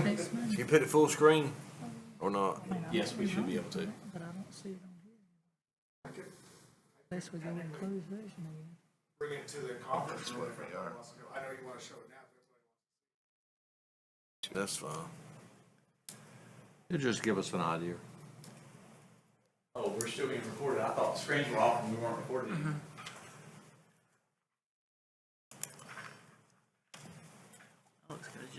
You got music with it? We actually did do that No, we for a Boys and Girls Club. Oh, did They wanted to, they actually put it on their website as a fundraising tool.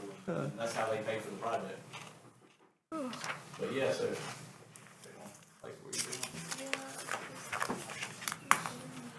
That's all right, don't worry about food, it's finished.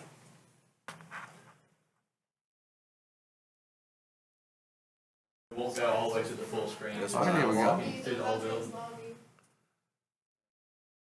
That's the lobby for who? For the veterans. Okay. Veteran Service Society. Can get to share the event space. Right. Oh, this- Yep, the About auditorium. 138 seats for that event space.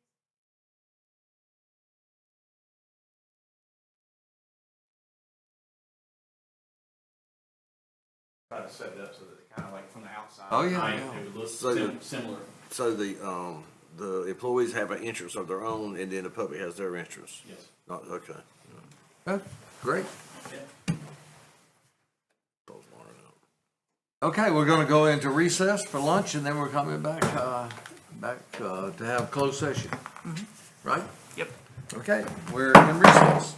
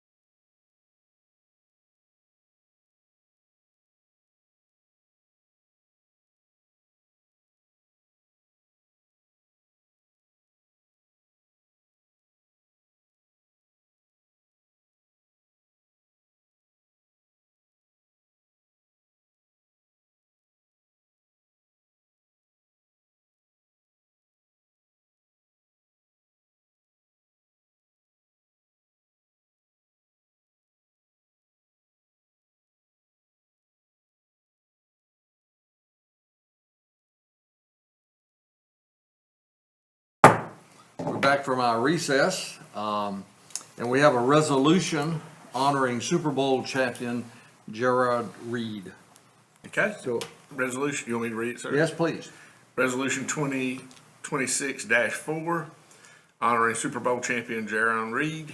Whereas Jaron Reed, a proud native of Goldsboro in Wayne County, North Carolina, has demonstrated exceptional dedication, perseverance, and athletic excellence throughout his football career.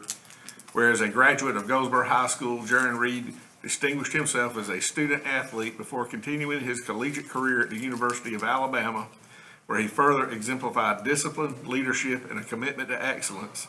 And whereas through hard work, resilience, and determination, Jaron Reed earned the opportunity to compete at the highest level of professional football in the National Football League.